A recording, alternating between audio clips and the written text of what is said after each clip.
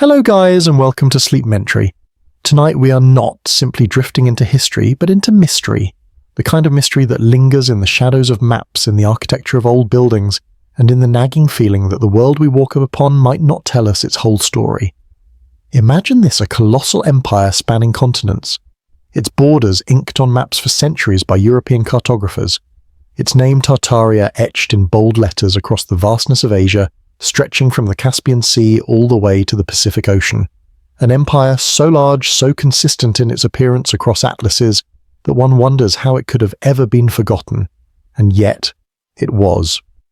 Hey there! Before we continue, if this tale keeps you company tonight, leave a like and subscribe, but only if it truly feels natural. And now softly tell me, where are you listening from, and what hour has the night brought you? By the dawn of the 19th century, Tartaria had all but vanished. Not conquered by armies, not erased by slow erosion of time, but erased with astonishing suddenness, as if a deliberate hand had brushed it off the page of human memory. Modern textbooks dismiss it altogether, reducing Tartaria to a vague placeholder for lands inhabited by nomadic peoples, Mongols, Turks, horsemen of the steppe. But that explanation has never fully satisfied the curious. If Tartaria was just a convenient label for unknown territory, then why did maps for centuries draw clear boundaries? Why did different nations, Dutch, French, German, British, agree on the same cartographic vision of Tartaria? It is here that the enigma begins, because if Tartaria existed in the eyes of generations of geographers, why was it then scrubbed away so decisively? And perhaps more unsettling, what if its disappearance was not simply academic correction, but deliberate concealment? Some theorists whisper of a conspiracy, that powerful empires in the 18th and 19th centuries, chief among them Russia expanding eastward into Siberia, erased Tartaria's legacy, folding its territories into their own and rewriting its story. They argue that what we lost was not a term on a map, but the memory of a civilization that may have held knowledge, technologies, even ways of living that threatened the powers rising at the time. And so the legend of Tartaria begins not with what we know, but with what we lost.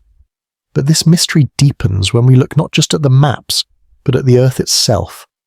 Across continents, strange anomalies surface: grand buildings, half buried in mud, ornate windows peering out from beneath modern sidewalks, entire floors swallowed into the ground as if the world had risen up to bury them. In Seattle, in New York, in Paris and London, and even in the heart of Russia itself, the same pattern repeats. Could this be coincidence? Or are these physical scars of a global cataclysm, a so-called mud flood that may have buried the old world in one terrible sweep? Tonight, we step into this puzzle piece by piece. From maps that shouldn't exist to architecture that seems built for another age or perhaps another kind of human.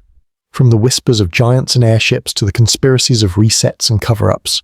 From the comfort of your own bed, we will travel across centuries, across continents, into both the archives of history and the imagination of those who refuse to believe the official story. So settle in, let your breathing slow. The night outside is dark and steady. And as we move deeper into this story, let the boundaries of the familiar soften. Because the world you thought you knew might just have been rewritten. And beneath it, beneath the streets you walk, the cities you pass through, the ruins you visit, another world may still lie waiting. What force could orchestrate such oblivion? Who decided which past was worth remembering and which would be erased? This is the story of Tartaria, the empire that once dominated the maps of Europe and now lingers only as a whisper, a ghost, a question that refuses to die. Maps that shouldn't exist. Close your eyes if you wish, and imagine yourself unrolling a great sheet of parchment. Its edges are browned, its ink slightly faded, but the lines remain bold. Mountains rise in intricate sketches, rivers curl like veins, and across the immense canvas of northern Asia, a name sprawls in grand letters: Tartaria. This is no fantasy. For more than 3 centuries, from the 1500s into the late 1700s, maps drawn by Europe's most respected cartographers consistently recorded an empire stretching across half the world. From the Caspian Sea to the Pacific Ocean, from the icy shores of Siberia to the mountains of Central Asia, Great Tartary appeared again and again. What makes this so curious is not simply its presence, but its consistency. These were not cooperative efforts. A Dutch atlas might differ from a French or a German from an Italian. Borders shifted constantly in the Europe of the 16th century, yet on one thing they seemed to agree: Tartaria was there and it was vast. The maps did not present Tartaria as a vague blank space either. They showed divisions Russian Tartary hugging the expanding borders of the Tsar's empire, Chinese Tartary pressed against the dominions of the Ming and later Qing dynasties, independent Tartary stretching across Central Asia near the Silk Road's ancient arteries. Each was shaded or outlined differently, but all bore the same parent name, Tartary, as if acknowledging a single great umbrella under which many realms lay. Why such precision? If Tartaria were nothing more than a cartographer's placeholder for unknown wilderness, why divide us all? Why not simply colour it? Grey and write terra incognita. Instead, they drew towns, rivers, mountain chains. They marked people and provinces. The implication is that something was known, something tangible enough to merit recognition. Take the 16th century maps of Sebastian Münster, for instance. His Cosmographia depicts Tartaria not as emptiness, but as a sprawling dominion with settlements and regional names. A century later, the famed Dutch cartographer Joan Bleyu echoed the same outlines in his magnificent atlases, dividing the land into neat sections: Great Tartary, Little Tartary, Independent Tartary.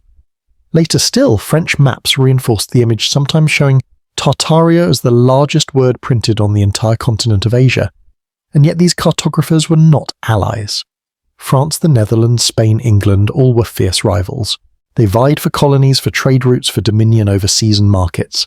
Their mapmakers were not in secret council with one another, but working independently, often with national pride at stake. So why did they all draw the same thing? Why agree even loosely on the scope and divisions of Tartaria? This question is what fuels the fascination, because in other cases cartographers disagreed wildly. California, for instance, appeared as an island on maps for over a century, copied faithfully, despite being wrong. Africa's interior was filled with guesswork lakes, mountains, even mythical kingdoms that never existed. But Tartaria was different. Its outlines did not waver. And that raises another unsettling thought. If these maps were copied from earlier, now lost sources that consistently recorded Tartaria as real, then what were those original sources? Who first charted Tartaria? And how mainstream historians offer one explanation: European cartographers borrowed heavily from accounts of travellers like Marco Polo, who described the Mongols and Tatars of Central Asia, and from reports of Russian expansion into Siberia. To them, Tartary was a catch-all term for nomadic lands beyond the reach of Europe's familiar borders, a convenient label for the other. But still, why the divisions? Why the detailed borders? Why did the term endure for centuries only to vanish almost overnight in the 19th century? Theories abound. Some say the maps reflect a genuine empire whose identity was later absorbed and erased. Others propose that Tartaria was more than an empire, that it was a civilization, a cultural and technological network spanning Eurasia, recognized in its day but later silenced. And perhaps the most haunting idea of all, that the very consistency of these maps is the evidence. If rival nations, each working alone, all agreed on Tartaria, then it must have been more than a figment. It must have been something they could not ignore. Tonight, as we follow these maps, let us remember ink has a long memory. Paper may fade, but lines persist. And sometimes what was drawn centuries ago may reveal more than what our textbooks now tell. By the time the 19th century dawned, the familiar maps that once stretched across classrooms, libraries and royal collections began to change. Where the word Tartaria had sprawled boldly over the vastness of northern Asia, a silence now crept in. One by one, the atlases that had for centuries displayed this colossal dominion replaced it with new names: Siberia, Russian Empire, Chinese Empire, Kazakh Steppe. It was as if a word and identity had been scrubbed away, not gradually with the messy uncertainty of evolving cartography, but abruptly, almost tidily, as though a decision had been made: Tartaria shall be no more. Mainstream history tells us this was a natural shift. By the late 18th century, Russia's relentless expansion eastward had transformed the once unknown Siberian wilderness into provinces and districts. Explorers, surveyors, and soldiers mapped the taiga and tundra with a new precision. Independent Tartary, the Central Asian Khanates were being absorbed by the growing influence of both Russia and China. With borders firming, the vague umbrella term Tartary became outdated. a relic of ignorance swept away by modern cartography. And yet, the suddenness feels suspicious. If Tartaria were merely a placeholder, shouldn't it have faded, slowly replaced piecemeal as new knowledge arrived? But instead, within a generation, the great empire vanished from maps entirely as though a collective decision had been reached across nations. Dutch atlases, French atlases, British atlases, each in its own way erased Tartaria almost simultaneously. For some, this is where the conspiracy begins. They argue that what we witness in the 19th century is not simple progress, but deliberate suppression, that Russia in particular sought to rebrand vast swathes of land, folding them under its own banner, and erasing the memory of what came before. To acknowledge Tartaria as a distinct power might have raised uncomfortable questions. Who were its rulers? What knowledge did it possess, and why did it fall? Even more provocative is the suggestion that Tartaria was not defeated by war, but by something else entirely, a reset, a catastrophe that left its cities buried, its population scattered, and its memory fragile enough to be rewritten. The mud flood theory, which we will explore soon, ties directly to this moment. The idea that a great global event in the 1800s physically buried Tartaria, and that the powers rising afterward erased its name to bury it again, this time in memory. But whether one accepts such theories or not, the fact remains of the disappearance was swift, uniform, and striking. Consider this: Europe was in the throes of the Enlightenment and the Industrial Revolution. Knowledge was accelerating, yes, but also being systematized. History was being standardized into textbooks, curricula, and encyclopedias. A new generation of students was being trained to see the world through precise categories, and in that world there was suddenly no room for Tartaria. So the question lingers: was this the natural refinement of knowledge, or was it in some way an erasure by design? Did the empire vanish because it never existed as such, or because someone wanted us to forget that it did? As you imagine those fading atlases, picture the hand of a cartographer dipping his quill in ink. On an earlier map he has written Great Tartary in sweeping script. On the new one the word is gone, replaced by Siberia. Nothing else has changed. The rivers still curl, the mountains still rise, the seas still border the land, but the name is gone, and with a name an identity vanishes. Now let us descend from maps into the very soil beneath our feet. Because for some theorists, Tartaria was not just erased in ink, it was buried in earth. They call it the mud flood hypothesis, a global cataclysm not of water but of liquefied soil surging across continents in the 18th and 19th centuries. Imagine entire cities swallowed overnight, their ground floors entombed, their windows suddenly staring into dirt instead of sunlight. Streets that once rang with footsteps and markets now hidden beneath layers of hardened earth. It sounds fantastical, and yet when we walk through many of the world's cities we encounter strange clues. Buildings with half-buried windows at what is now ground level. Doorways that open into soil bricked up as though forgotten. Staircases that descend into what should have been streets, but now serve as basements. Seattle is one of the most famous examples. Beneath its modern sidewalks lies an entire underground city, blocks of storefronts, still with windows and facades now stranded beneath the surface. The official story tells us this was the result of raising the streets after devastating fires and plumbing problems in the late 1800s. And perhaps it was. But the uniformity of burial whole neighborhoods sunken to the same depth makes others wonder. New York, too, offers hints. During subway construction, workers uncovered ornate masonry far below the expected layers of earth. Vaulted ceilings, detailed stonework that seemed older, stranger than the colonial structures recorded above them. Was this simply forgotten infrastructure or remnants of a civilization buried alive? Across Europe the pattern repeats. In Paris, buildings with windows and doors half submerged in soil. In London, whole neighborhoods where the basement seems too ornate, too intentional to have been designed as underground spaces. In Russia, where Tartaria's heart once beat grand palaces, reveal buried arches and submerged facades that look as though the land itself swallowed them. In-midstream explanations abound. Urban development raised streets, changing sanitation systems. Over centuries, roads were paved and raised, leaving the original ground floors stranded below. Floods and fires created opportunities for rebuilding, and layers of city life piled upon each other. Archaeology accepts this as a normal rhythm of urban evolution. But the mud flood hypothesis refuses to let go. Proponents argue these anomalies are too widespread, too consistent to be explained away as mere civic remodeling. They describe a singular, devastating event. Some claim seismic activity. others plasma discharges from the sky, still others the deliberate triggering of geological liquefaction that turned soil into slurry sweeping across the globe in a hidden catastrophe. Imagine the ground beneath your home suddenly turning liquid, foundations sinking as walls slide downward, entire neighborhoods swallowed in minutes, survivors climbing to rooftops as the slurry hardened into solid ground once more. The next day, what was once your first floor is now a basement, your doorway bricked up, your city's memory rewritten. And what if this wasn't merely a natural disaster, but an instrument? A reset designed to bury not just buildings, but the evidence of a civilization that predated ours.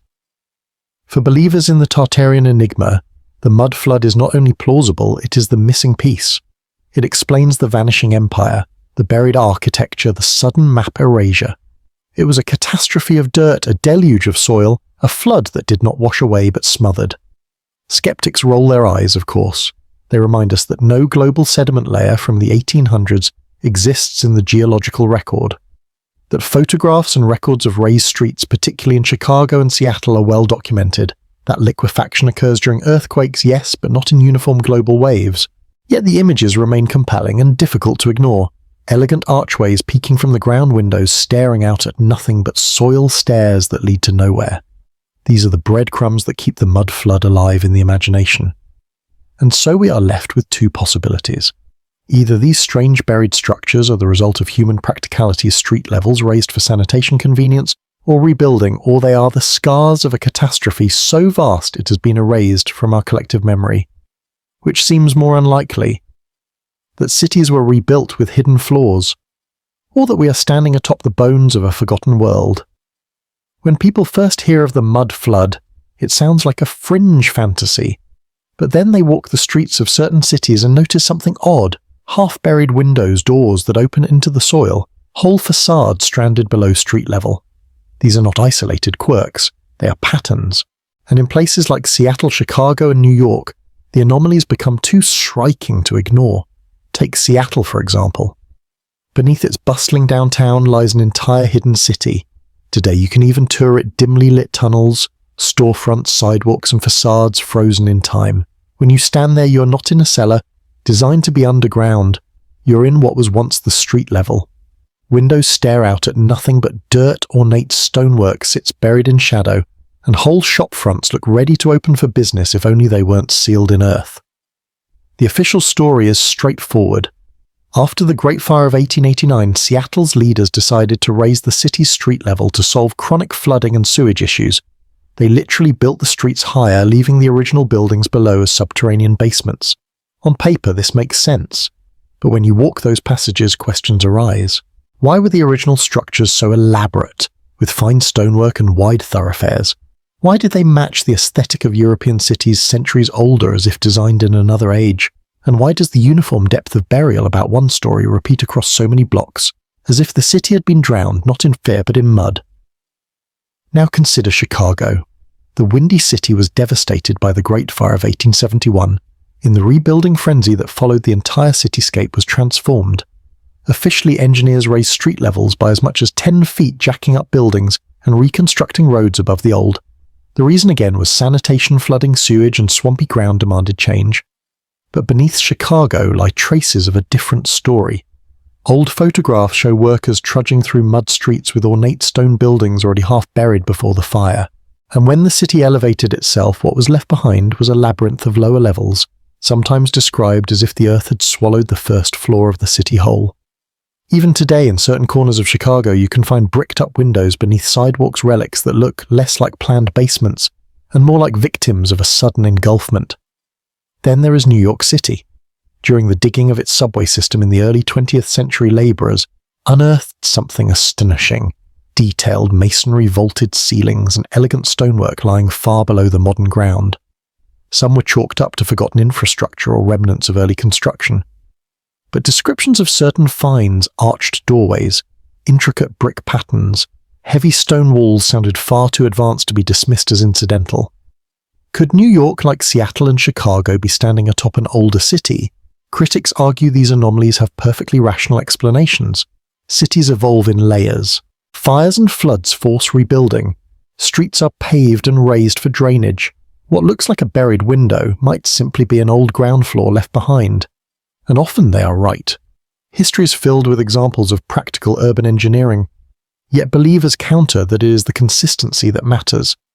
Why do so many cities around the world, Seattle, Chicago, New York, Paris, London, Moscow, show the same phenomenon at the same depth? Why do so many basements look like they were never designed to be basements at all? And beyond practicality, why do so many of these buried levels boast a kind of craftsmanship that feels out of step with their supposed age? Stone facades of intricate design, masonry that looks older than the cities themselves, details more reminiscent of cathedrals than of hastily built pioneer towns.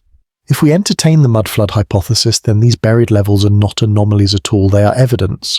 Evidence that entire cities were drowned in liquefied earth, and that rather than admit to a cataclysm, the world above simply carried on paving over the old and pretending it never happened. To walk in those subterranean halls is to feel a strange duality. On one level, you are in a historical curiosity and underground designed by urban planners. On another, you are in a time capsule staring at a world that might once have been the surface before it was smothered by mud and erased from the maps along with the name Tartaria. It is tempting to imagine the mud flood as a peculiarity of the New World, something that happened in restless, fast-growing cities like Seattle or Chicago. But when we turn our eyes back across the Atlantic, we find the same haunting signs etched into Europe's grandest capitals. Walk the streets of Paris and you will notice it. The windows of stately buildings peering out from beneath the pavement, their arches sliced in half by the street itself. Whole rows of ornate stonework now sit at ground level, as if the city has sunk by one story. In some districts, doors open directly into sidewalks bricked up long ago, their thresholds swallowed. Officially, these are remnants of 19th century street-raising projects, sanitation improvements, flood protections, the steady piling up of urban life. And yet the sheer number of these half-buried features suggests something broader, something less easily explained. London tells the same tale. In the old city, many buildings reveal what are called subterranean floors, but when you study their facades, you see they were clearly not intended as basements. Georgian and Victorian townhouses often show windows sunk below street level, with coal chutes and steps descending to what appears to be a buried first floor. The accepted history says the city gradually raised its roads for drainage and sewage. And yet if you stand in front of one of these sunken homes, it is hard to shake the impression that the street is not higher than it once was, but that the building itself has been partially engulfed. And then there is St. Petersburg. Perhaps nowhere does the puzzle present itself more starkly than in this jewel of Russia, a city built with extraordinary grandeur by Peter the Great in the early 18th century. Visitors marvel at its palaces, cathedrals, and government halls with their soaring facades and classical flourishes. But look closer and you see the same pattern windows at ground level, decorative arches, now half-buried grand staircases leading down into what seem like cellars, but were clearly designed as main entrances. Official accounts explain this as an engineering quirk. St. Petersburg was built on marshland and the city's shifting soils and frequent flooding required constant adjustments. Some buildings did sink, others were partially raised. But to the curious eye, these explanations feel thin. Could a city of such deliberate beauty really have been so carelessly swallowed by mud and water, or is there a deeper story buried beneath its boulevards? The parallels between Seattle and Paris, Chicago and London, New York and St. Petersburg are striking.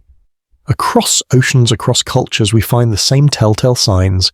Grand architecture, partially entombed first floors turned into basements, ornate stonework staring out from beneath our feet.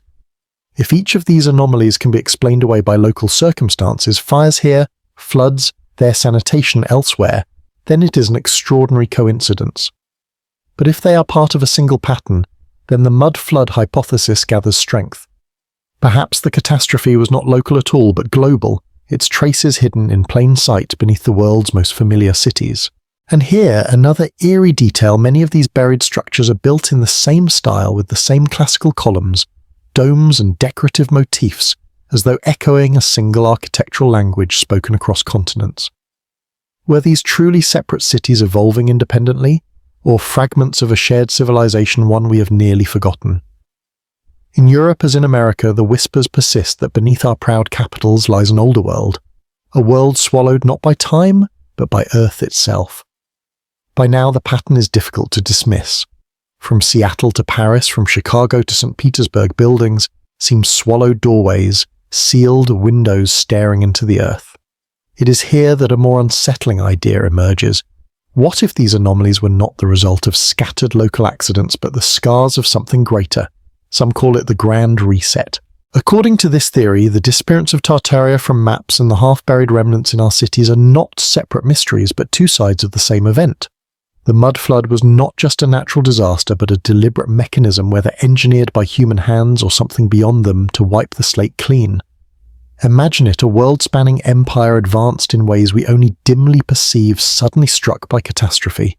Its buildings drowned in mud, its population scattered, its memory fragile enough to be rewritten by those who survived.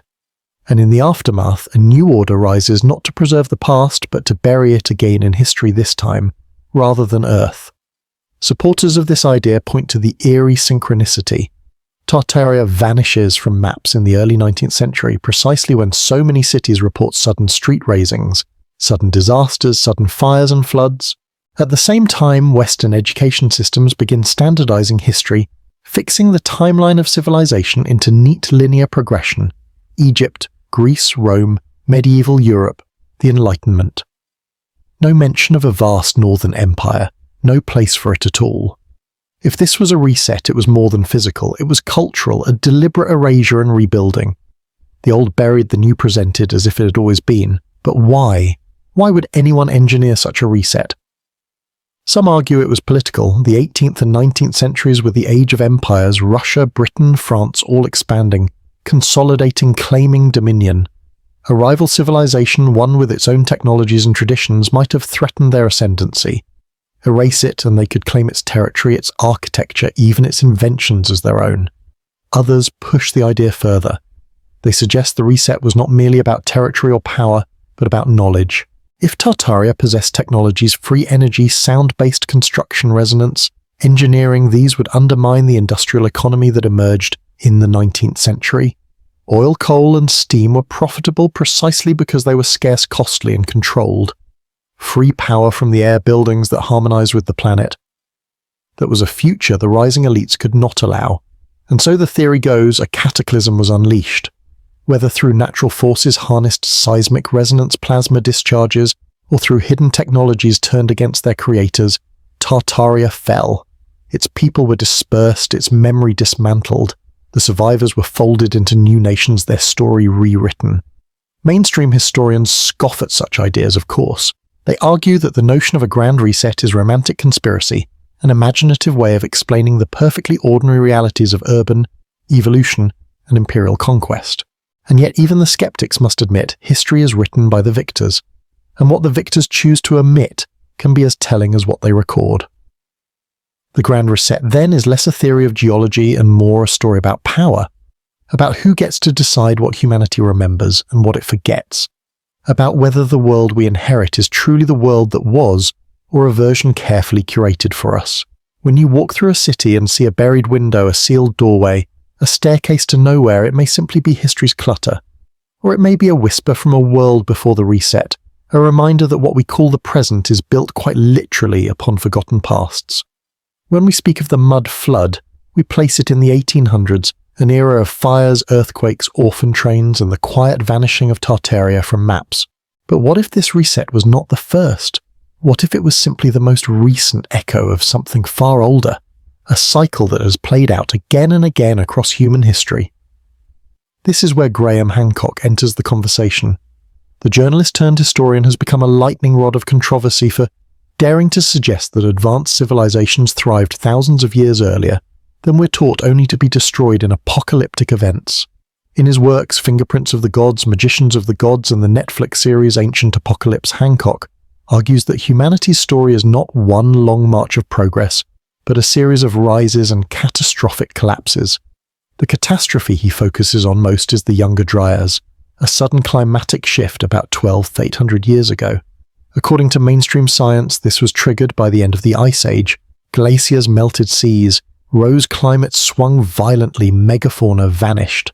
But Hancock and a growing number of sympathetic geologists points to something sharper, something more violent, a comet impact. Evidence, they argue, lies in a thin layer of black sediment found across North America, rich in nanodiamonds and microscopic spherules, signatures of a cosmic strike. If true, the impact would have unleashed firestorms, floods, and atmospheric chaos on a planetary scale. And here lies the resonance with Tartaria. For believers in the mud flood, the buried cities of the 19th century are not anomalies at all, but the most recent repetition of the same story, an advanced civilization rising only to be swallowed by catastrophe. Just as the comet impact may have drowned a civilization that built monuments like Göbekli Tepe, so too the mud flood may have buried a civilization that built star-forts cathedrals of resonance and free energy architecture. Think of Göbekli Tepe in Turkey, a site of towering T-shaped pillars carved with animals and symbols dated to 11th and 600 years ago, before the pyramids, before agriculture, when humanity was supposedly still nomadic. Mainstream archaeologists insist hunter-gatherers could have managed it, but Hancock and others see something different. The fingerprints of survivors of an earlier erased civilization rebuilding after the flood. Survivors who carried fragments of lost knowledge, just as the Tartarian survivors are imagined to have done in the 1800s. Or think of the great boulder fields scattered across North America landscapes, scoured as though by a titanic flood. Mainstream geology says glacial meltwater. Hancock suggests deluge. The mud flood theorists say yes, and it happened again only 2 centuries ago in our own cities. The parallels pile up: the younger Dryas floodwaters swallowing coastlines, the mud flood swallowing city streets. Civilizations erased in both cases, their ruins misinterpreted or ignored. Skeptics accuse Hancock of romantic speculation of undermining rigorous archaeology with alluring but unproven narratives. Yet the appeal of his ideas is undeniable. They give shape to a suspicion many people feel instinctively, that history is not a straight line but a broken record repeating the same haunting song of rise, fall, and forgetting. And perhaps this is why the Tartaria and mud flood theories resonate so strongly with Hancock's work. They offer the same pattern, but closer in time, more tangible. They whisper that the cycle did not end with Atlantis or Göbekli Tepe, but that it reached into our grandparents' century, into the streets we still walk today. If the younger Dryas comet erased one civilization and the mud flood erased another, then what does that mean for us? Are we living in the fragile calm between collapses, blind to the next reset waiting just beyond the horizon? If the mud flood hints at a civilization buried in recent centuries, then the stones of our oldest monuments whisper of something even deeper: knowledge, carved in an age when humanity was not supposed to possess it. Here the parallels to Tartaria become striking not in time but in theme. Both suggest that what we call progress is less a straight climb than a cycle of brilliance and forgetting. Consider Göbekli Tepe in southeastern Turkey. 12,000 years old, it rises centuries before the first cities, before agriculture, before writing. Hunter-gatherers were supposed to be simple transients scraping by with stone tools. Yet at Göbekli Tepe we find massive T-shaped pillars weighing tons, carved with animals arranged in circles that align to celestial patterns. Someone designed this place with sophistication, with mathematics, with an understanding of the cosmos. But who and why bury it, covering it deliberately in earth, as if to hide it until our age rediscovered it? Now move west across the Mediterranean to Malta. There, on tiny islands, stand the oldest known freestanding temples in the world, older than Stonehenge, older even than the pyramids. They are megalithic, with slabs weighing as much as 50 tons, arranged with architectural elegance, and they hum with sound. Researchers have found that certain chambers resonate at specific frequencies that affect human brainwaves, inducing trance-like states. Were these temples places of ritual, of healing, of communication, or were they, as some suspect, of Tartarian cathedrals, vast machines built to manipulate resonance? Then, of course, the Great Pyramids of Egypt. Mainstream history calls them tombs, but no bodies have ever been found inside their great chambers. Instead, we find shafts aligned to stars, stones cut with laser-like precision, and blocks weighing tens of tons lifted hundreds of feet into the air. Egyptologists insist this was done with sledges, ramps, and patience. Yet even today, with our cranes and steel, the sheer scale inspires disbelief. Were the pyramids, like Tartarian star forts, more than monuments?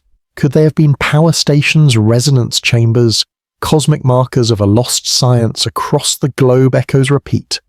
The giant stones of Sacsayhuaman in Peru interlocking so tightly that a blade of grass cannot slide between them.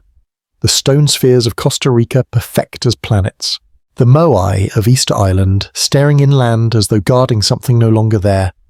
Each of these sites bears a common signature: the scale, the precision, the mystery of a knowledge we are told should not have existed. And this is where the Tartarian enigma intersects. Because when we look at these ancient megaliths, we are told they are outliers, exceptions, rare miracles of early ingenuity. But when we look at buried architecture in Seattle, Chicago, Paris, St. Petersburg, grand arches, star forts, domes, cathedrals, we see the same patterned stonework that feels older, larger, more advanced than its supposed builders. What if Tartaria was not a unique lost empire, but part of the same cycle that gave us Göbekli Tepe, Malta, Egypt, a later echo of civilizations that rose, flourished, and fell, each leaving fragments of knowledge in stone? The stones do not lie. They bear the marks of tools we cannot explain, alignments we still struggle to calculate, resonances that affect our very bodies.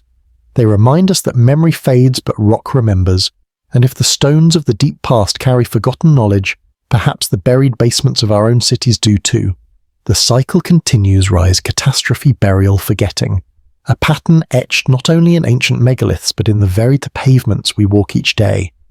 If the streets of our cities are the surface text of history, then beneath them lie the footnotes, long passages of stone, brick and earth that tell another version of the story. Catacombs, vaults, sealed-off chambers.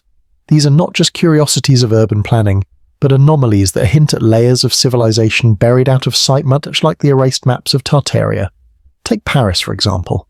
Beneath the shining boulevards of Haussmann's 19th century redesign sprawls a parallel world, the catacombs, a maze of tunnels stretching for hundreds of miles. We are told they are old quarries later filled with bones when cemeteries overflowed. And yet within their endless passages, we find chambers with perfect arches, intricate stonework, and even symbols carved with precision marks that seem older than their supposed construction dates. Were these tunnels truly carved in the 18th century, or were they adopted from something more ancient, a foundation long predating the city above? Or consider Edinburgh, where beneath the Royal Mile lies the Mary King's Close, an entire street sealed off and hidden under newer construction. Visitors walk through preserved homes, staircases and marketplaces that once bustled with life before being entombed. Officially it was closed due to plague, but the very idea of a whole neighborhood buried beneath another invites questions how many other forgotten streets still slumber beneath our modern ones. Cross to Rome, a city famous for layers. The Basilica of San Clemente sits atop a 12th century church, which itself rests on a 4th century basilica, which itself sits on a 1st century Mithraeum, and beneath even that older stone halls predating the empire. Rome teaches us that history stacks like sedimentary rock, each layer hiding the ruins of another age. If Tartaria ever existed, could its remains too be buried, not in wilderness but under the very cobbles of our cities? In New York, construction crews often hit unexpected vaults while digging subway lines, arched chambers, brick passages and forgotten tunnels. Some, like the Atlantic Avenue Tunnel, officially date to the 1840s. Others have no clear record at all, leading to speculation. Were they part of an older design? A blueprint erased when history was rewritten? Then there is Odessa in Ukraine, where an underground labyrinth stretches for nearly 2,500 kilometers. Officially, they are quarry tunnels dug out in the 19th century. But locals tell of hidden chambers, bricked-up doors, and echoes of structures far older than the city itself. Who built them and for what purpose? The anomalies are not only in Europe. In Derinkuyu, Turkey, archaeologists uncovered an underground city capable of sheltering 20,000 people, complete with stables, chapels, ventilation shafts and wells. It was hidden beneath an ordinary village waiting to be discovered. Scholars say it dates back thousands of years, but again the pattern emerges: a complete organized city carved underground as if expecting catastrophe above. These examples suggest something larger than coincidence. From Paris to Edinburgh, Rome to New York, Odessa to Cappadocia, humanity seems to inherit, not build, its deepest chambers. The upper floors may change with each age, but below lies an architectural palimpsest, a hidden text we rarely read. What if these anomalies are not random but relics? Not just tunnels but fingerprints of a cycle, civilizations burying their past, or perhaps being buried by catastrophe, leaving behind empty halls for us to rediscover centuries later. And here lies the uncomfortable question: are our basements, our subway tunnels, our underground vaults truly modern, Or are they like the erased empire of Tartaria, fragments of an older world waiting for us to look down instead of forward? If stone holds memory and silence, then metal speaks in defiance of time.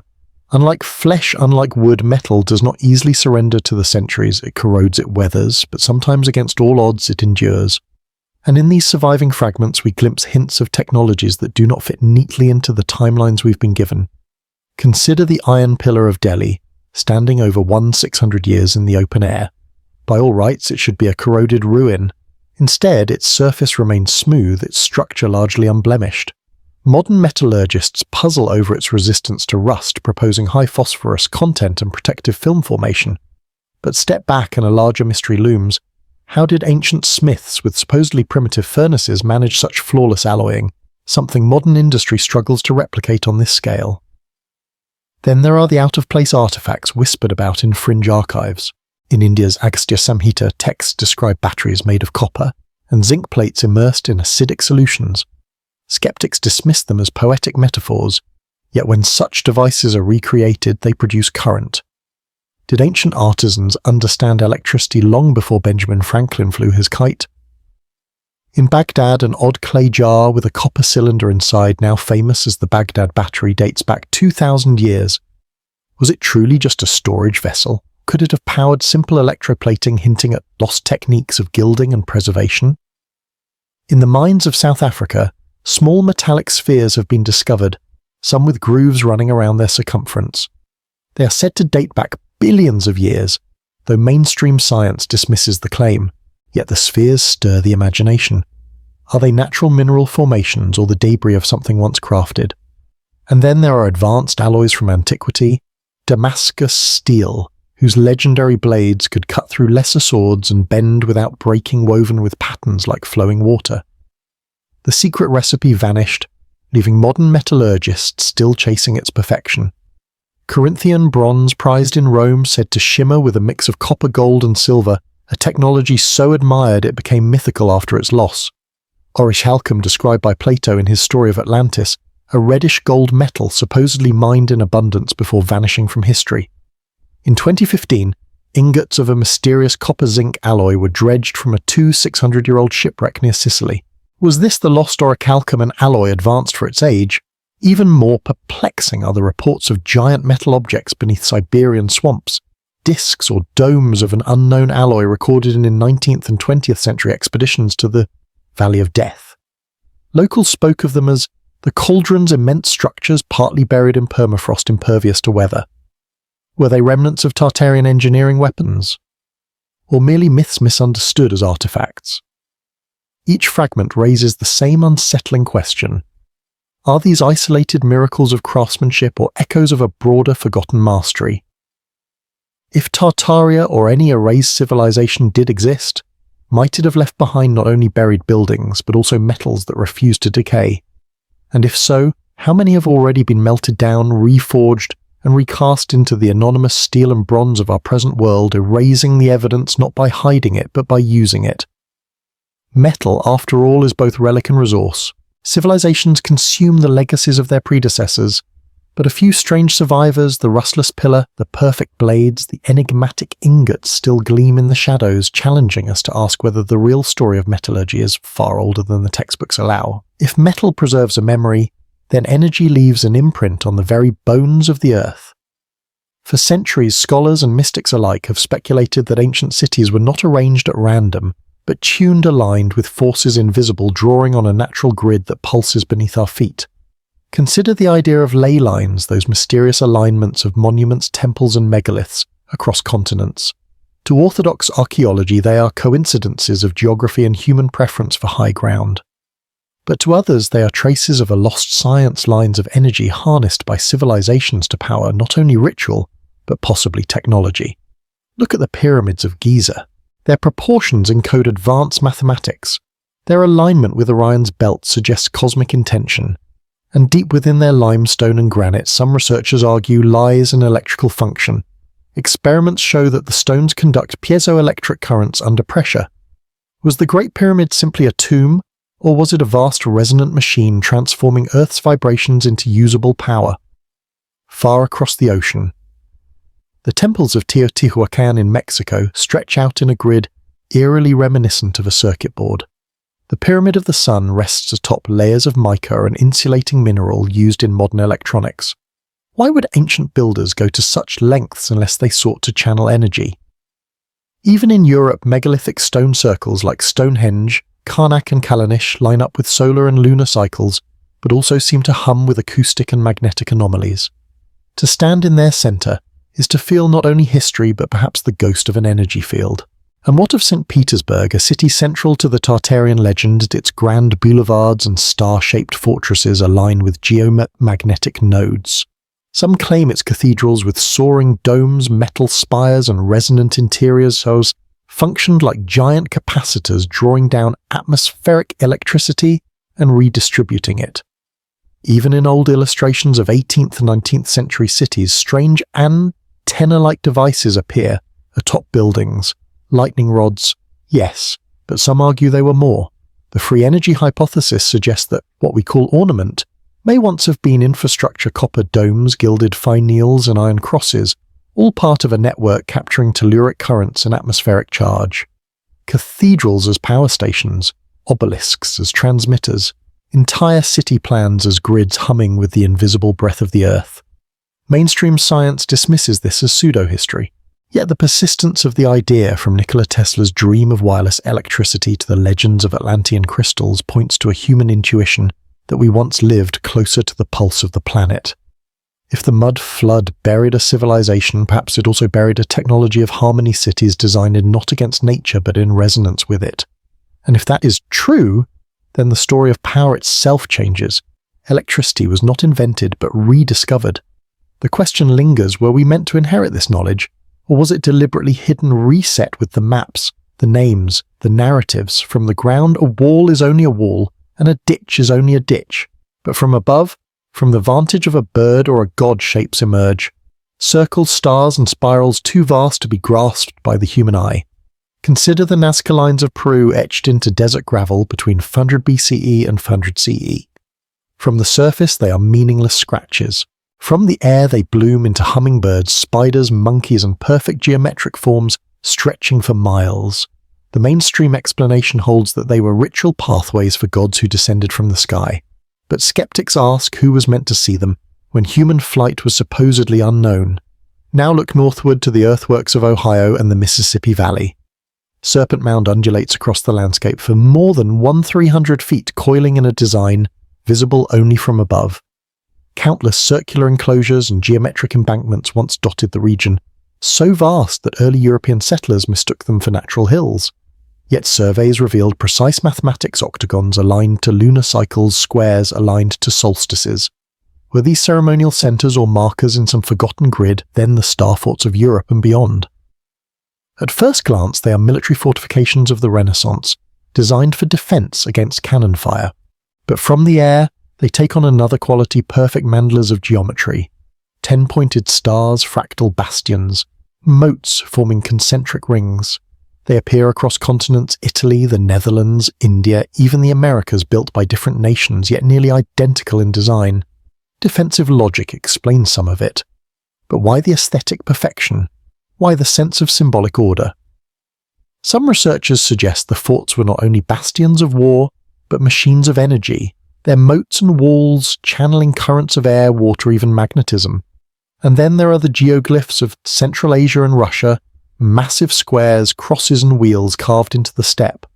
Only discovered in recent decades thanks to satellite imagery, they suggest that the builders never expected to see their work completed from the ground. They built for an aerial eye long before balloons or planes. This raises an unsettling question. Who was the intended viewer? Did ancient people build as offerings to gods in the heavens? Did they hope to be remembered by eyes in the sky? Or did they somehow possess means of flight themselves? Hot air gliders or even technologies now lost to us. Even cities themselves reveal patterns when viewed from above. Washington, D.C., laid out in the 18th century, forms intricate geometric alignments, pentagrams, compass roses, interlocking axes. St. Petersburg, central to Tartarian theories, unfurls in star-like radiations from its heart. Paris, Versailles, and Rome follow similar radial designs. Seen from the ground, they are beautiful. Seen from the air, they are sigils. The aerial perspective invites a chilling possibility. Perhaps these patterns were not decorative or symbolic at all. Perhaps they were functional, meant to resonate with forces only measurable across miles.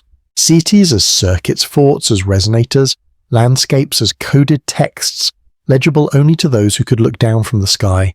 If so, then our modern rediscovery by drone and satellite is not progress but memory reawakening, a way of seeing once common now forgotten. If the earth holds the memory of vanished civilizations in its stones and walls, could the body carry the memory in its bones and blood? The theory of Tartaria and other forgotten cultures often circles back to a haunting claim that the people of those worlds may not have been like us, not entirely. Consider the persistent stories of giant skeletons unearthed across the world. Newspaper clippings from the 19th and early 20th centuries, especially in North America, describe skeletons ranging from 7 to 12 feet tall, often discovered in ancient burial mounds. Many were said to have double rows of teeth, elongated skulls, or features unlike any known tribe. Mainstream archaeology attributes these reports to exaggerations, hoaxes, or misidentifications, yet the sheer number of accounts, dozens from respected local papers, keeps the whispers alive. If true, they suggest that ancient builders may have been larger, stronger, perhaps adapted to a different world. Then there are the anomalous skulls. In Peru, the Paraca skulls are elongated not just by cultural binding, but by volume cranial capacity, up to 25% larger than normal, with sutures, unlike typical human skulls. Across Europe and Asia, dolichocephalic skulls appear in ancient graves as if some lineages carried traits we no longer see. Were these simply natural variations or remnants of a population unlike any we know? Modern science adds another thread. Genetic studies sometimes reveal unexplained fragments of DNA, so-called ghost lineages, that do not match Neanderthal, Denisovan, or modern human. They appear as echoes in our genomes, suggesting interbreeding with other now-vanished hominins. Most interpretations stay within accepted evolutionary science. But in fringe circles, these ghost traces are seen as the fingerprints of forgotten civilizations, peoples who are not primitive cousins but advanced contemporaries. Even myths recall strange bloodlines. The Bible speaks of the Nephilim giants born of the union between the sons of God and daughters of men. Sumerian myths describe the Anunnaki beings who fashioned humans as workers.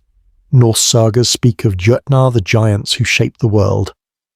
Could these stories encode dim memories of peoples biologically distinct, now erased or blended into us? The question is more than academic. If Tartaria or similar civilizations existed, and if their erasure was not just cultural but genetic, then we may carry fragments of their legacy inside us. In bone density and bloodlines, in rare genetic traits, whispers of a people written out of history but not entirely erased. What makes this possibility unsettling is not only the suggestion of difference, but of deliberate forgetting. Were these lineages outcompeted naturally or erased systematically as inconvenient rivals to a new human order? If so, the suppression of Tartaria was not only on maps and monuments, but in bodies themselves. And yet, traces remain. A skull in a museum drawer, a photograph of an oversized femur, a stray line of DNA that doesn't quite fit. Clues that, if followed, could redraw not only our history, but our sense of what it means to be human.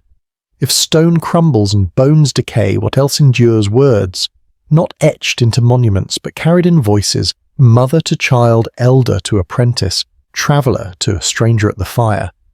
When civilizations fall, their last survivors often turn to storytelling as the arc for memory. And sometimes what we call myth is simply history wrapped in metaphor. Across the world, oral traditions preserve echoes of disasters and peoples long gone. The most famous are the flood myths.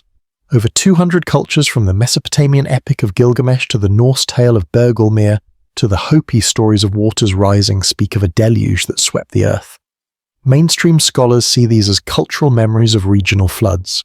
But what if they are fractured recollections of a global reset, an echo of catastrophes like the Younger Dryas meltwaters or the supposed mud flood that erased Tartaria? Fairy tales too often carry strangely specific motifs. Castles buried under hills, cities sunk beneath the waves, giants who once roamed the land, sleeping kings who will awaken when their nations are in need. To children they are wonders. To historians of myth, they may be encrypted records, the only way fragile knowledge could cross centuries of suppression. Consider the dreamlike tales of Ireland where whole peoples, the Tuatha Dé Danann, are said to have retreated underground into mounds and hills when newcomers arrived. To folklore they became the fairies.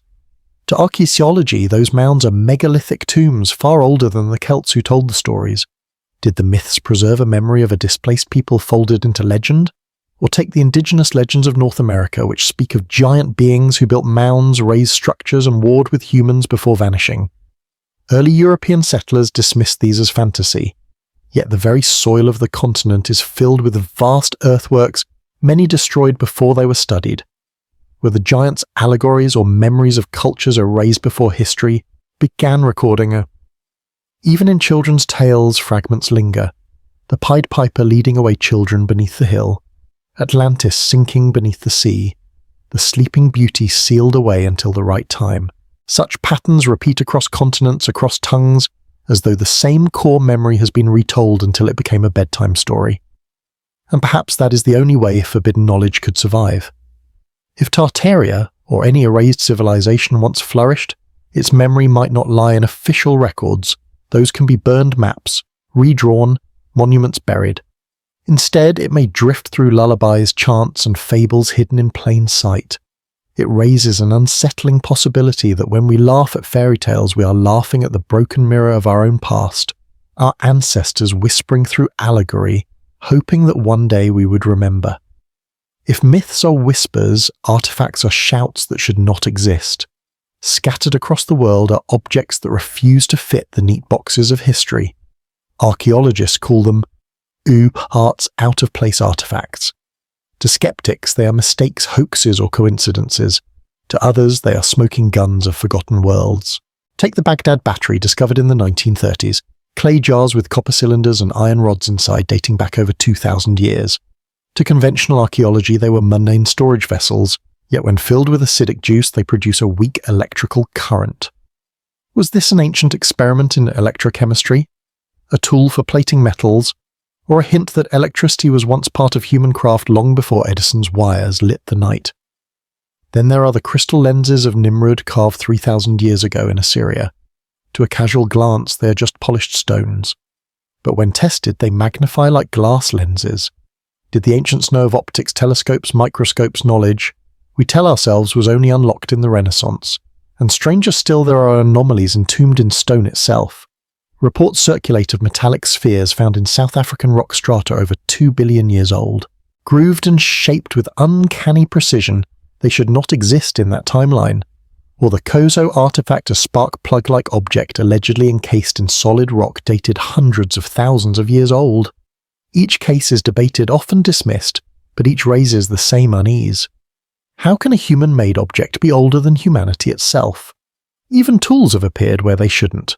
In 19th century coal mines, miners reported finding chains, hammers, and metallic vases sealed within seams of rock millions of years old. Were these misidentifications? Or are we glimpsing a cycle of civilizations, human or not, that rose and fell before ours? And then there is the puzzle of metallurgy. The iron pillar of Delhi, standing for 1,600 years without rusting in the open air, defies the corrosion we expect. In parts of South America, Incan smiths worked alloys that modern metallurgy struggles to replicate. Did they inherit formulas from a lineage deeper than we remember? For mainstream history, these artifacts are awkward outliers explained away as curiosities. But if viewed together, they form a pattern, like scattered puzzle pieces from a picture we are not supposed to see. A picture of technology remembered forgotten, and remembered again. Perhaps the strangest thought is this: what we call invention might sometimes be reinvention. Maybe our ancestors or someone before them once walked the same path of discovery, only to have the earth itself close over their story, leaving behind a few stubborn relics that whisper, "We were here first." If the out-of-place artifacts tease us with glimpses of forgotten civilizations, then the hollow earth theories fling the door wide open. They suggest not just the loss of knowledge, but the concealment of entire worlds hidden beneath our feet. Across cultures, myths speak of vast realms below. The Greeks told of Hades. The Norse imagined Svartalfheim and Hell. Native American traditions whisper of people who survived cataclysms by retreating underground, guided by spirit beings into safe caverns. Tibetan lore describes Agartha, a radiant subterranean kingdom linked by tunnels to the surface. By the 17th and 18th centuries, as science and exploration reshaped Europe, these myths hardened into theories. Edmund Halley, The astronomer best known for the comet that bears his name proposed in 1692 that Earth might be composed of concentric shells, hollow layers capable of housing hidden life and even inner suns. Later explorers like John Cleves Simms Jr. declared that the poles were gateways into these inner worlds. He lobbied the US government to send expeditions north to prove it, and though the expeditions never found great entrances to another world, curious reports persisted. Hollow caverns deep in Siberia, enormous tunnel systems in South America, and legends of vast underground cities in Cappadocia, Turkey, where hundreds of rooms, ventilation shafts, and entire communities were carved into volcanic rock safe from invasion and perhaps from catastrophe above. The further science probed, the stranger things became. Modern spelunkers have discovered caves stretching for hundreds of miles, systems so vast that we have mapped only fragments. Some chambers are cathedral-sized with rivers, lakes, and ecosystems untouched by human eyes. What might still lie sealed in stone undisturbed for thousands of years? The Hollow Earth theories in their wilder forms imagine civilizations untouched by time, peoples who survived surface floods, plagues, or resets by moving into the deep earth. In more sober terms, they reflect a psychological truth: the ground itself feels alive with memory. Every tunnel, every catacomb beneath a city, every mine shaft that breaks open an unexpected void seems like an echo of that deeper suspicion. What if we're not the first to dig here? Skeptics dismiss Hollow Earth stories as fantasy, yet even they admit Earth's crust hides mysteries. Vast portions of it remain unexplored. Ancient tunnels exist whose purpose and builders are forgotten. Entire lost histories could lie only a few hundred feet beneath us. And so the Hollow Earth is less a theory than a metaphor, a reminder that beneath every civilization runs the question of what lies unseen, what lies forgotten. It may not be a kingdom of light under our feet, but it may be the memory of one. If the Hollow Earth myths invite us to imagine entire civilizations hidden under our feet, then archaeology gives us glimpses of something tantalizingly close: real cities swallowed by time, buried in earth, sand and sea. Take Derinkuyu in Cappadocia, Turkey. Discovered when a villager knocked through a wall in his basement in the 1960s, it revealed a sprawling underground city that could shelter as many as 20,000 people. With stables, kitchens, chapels, and ventilation shafts reaching 8 levels deep, it was no mere hideout. It was a world beneath a world, its existence forgotten, until chance reopened its doors. Across the ocean, in the jungles of Guatemala, LiDAR scanning has peeled back the canopy to reveal a vast hidden Maya metropolis. Tens of thousands of previously unknown structures, causeways, pyramids, defensive walls, canals. An entire network of cities once thought to be isolated is now revealed as a connected civilization, hidden beneath centuries of vines and roots. In the desert sands of Egypt, the lost city of Tanis, immortalized in legend as the resting place of the Ark of the Covenant, was buried and preserved under shifting dunes, while in Iraq parts of Nineveh and Babylon still sleep beneath layers of soil only partially excavated. Then there are the cities beneath water. Pavlopetri in Greece, dating back to around 3000 BCE, lies just a few meters under the sea, with streets, courtyards and buildings laid out much like a modern town. Off the coast of India near Dwarka, divers have found submerged ruins stretching for miles, sparking debate about whether they represent a city swallowed by the ocean thousands of years ago. And in the Bay of Campeche, Mexico's sonar scans have hinted at geometric structures deep below the Gulf waters, though debate rages over whether they are natural or man-made. Each discovery whispers the same truth: civilizations vanish. Some by war, others by plague, many by the slow, steady burial of earth and sea. When they're gone, they leave only faint traces: a mound in the desert, a ripple on a jungle floor, a fisherman's tale of stones under the waves. If cities can disappear so completely that even their memory vanishes for thousands of years, then the question of Tartaria takes on a sharper edge. Could a civilization be erased not just by conquest and renaming, but by being buried alive, hidden under layers of time, until only stories remain? The pattern is there underground. Cities, jungle cities, desert cities, ocean cities. Again and again, humanity builds, loses, and forgets. The earth swallows, and the earth keeps silent. But not forever. For each generation, the ground gives up a little more of its secret. For as long as humans have sought shelter, they have turned to caves. But caves were never only places to hide from storms or predators. Again and again across continents and millennia, caves became sanctuaries, gateways into the underworld wombs of stone where humanity whispered to its gods and ancestors. The first signs are painted in ochre and charcoal. Deep in Lascaux and Chauvet in France, hunters crept miles underground to paint herds of bison, lions, and horses by the flicker of flame. These were not crude doodles, they were ceremonies, images meant to invoke luck, fertility, and the power of the hunt. To step into the cave was to step into another world where the stone itself seemed to breathe. In India's Ajanta and Ellora caves, entire cathedrals were carved straight into living rock. Pillars, domes, sanctuaries, all hewn from stone with a precision that defies imagination.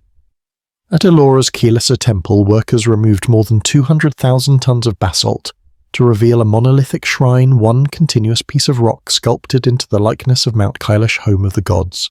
To stand there is to stand in a cathedral not built but revealed, as though the mountain itself wished to be holy. China tells the same story.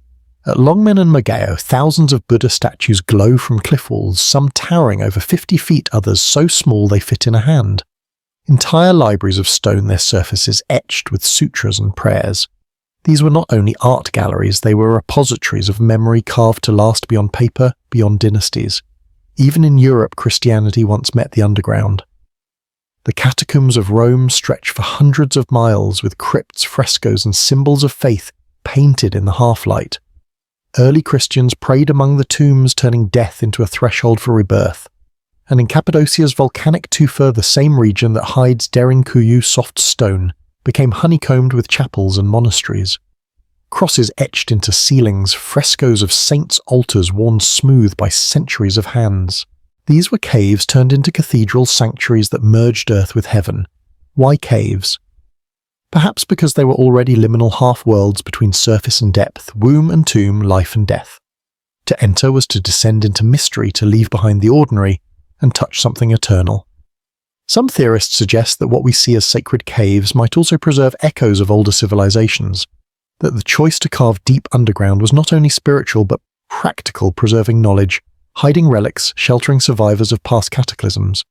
When a flood, a war, or even a mud wave swept the surface clean, what lay below could endure, which raises the unsettling question, are the world's caves merely natural sanctuaries of the human spirit, or are they vaults, stone cathedrals holding the last whispers of forgotten worlds?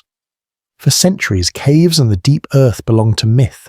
They were entrances to Hades, the homes of dragons or the sleeping places of gods.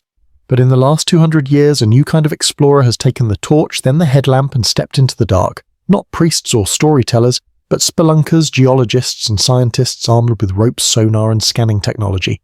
The first thing they discovered is scale. The Krubera Cave in Georgia plunges more than 7,200 feet below the surface, so deep that descending takes weeks with camps established inside the earth.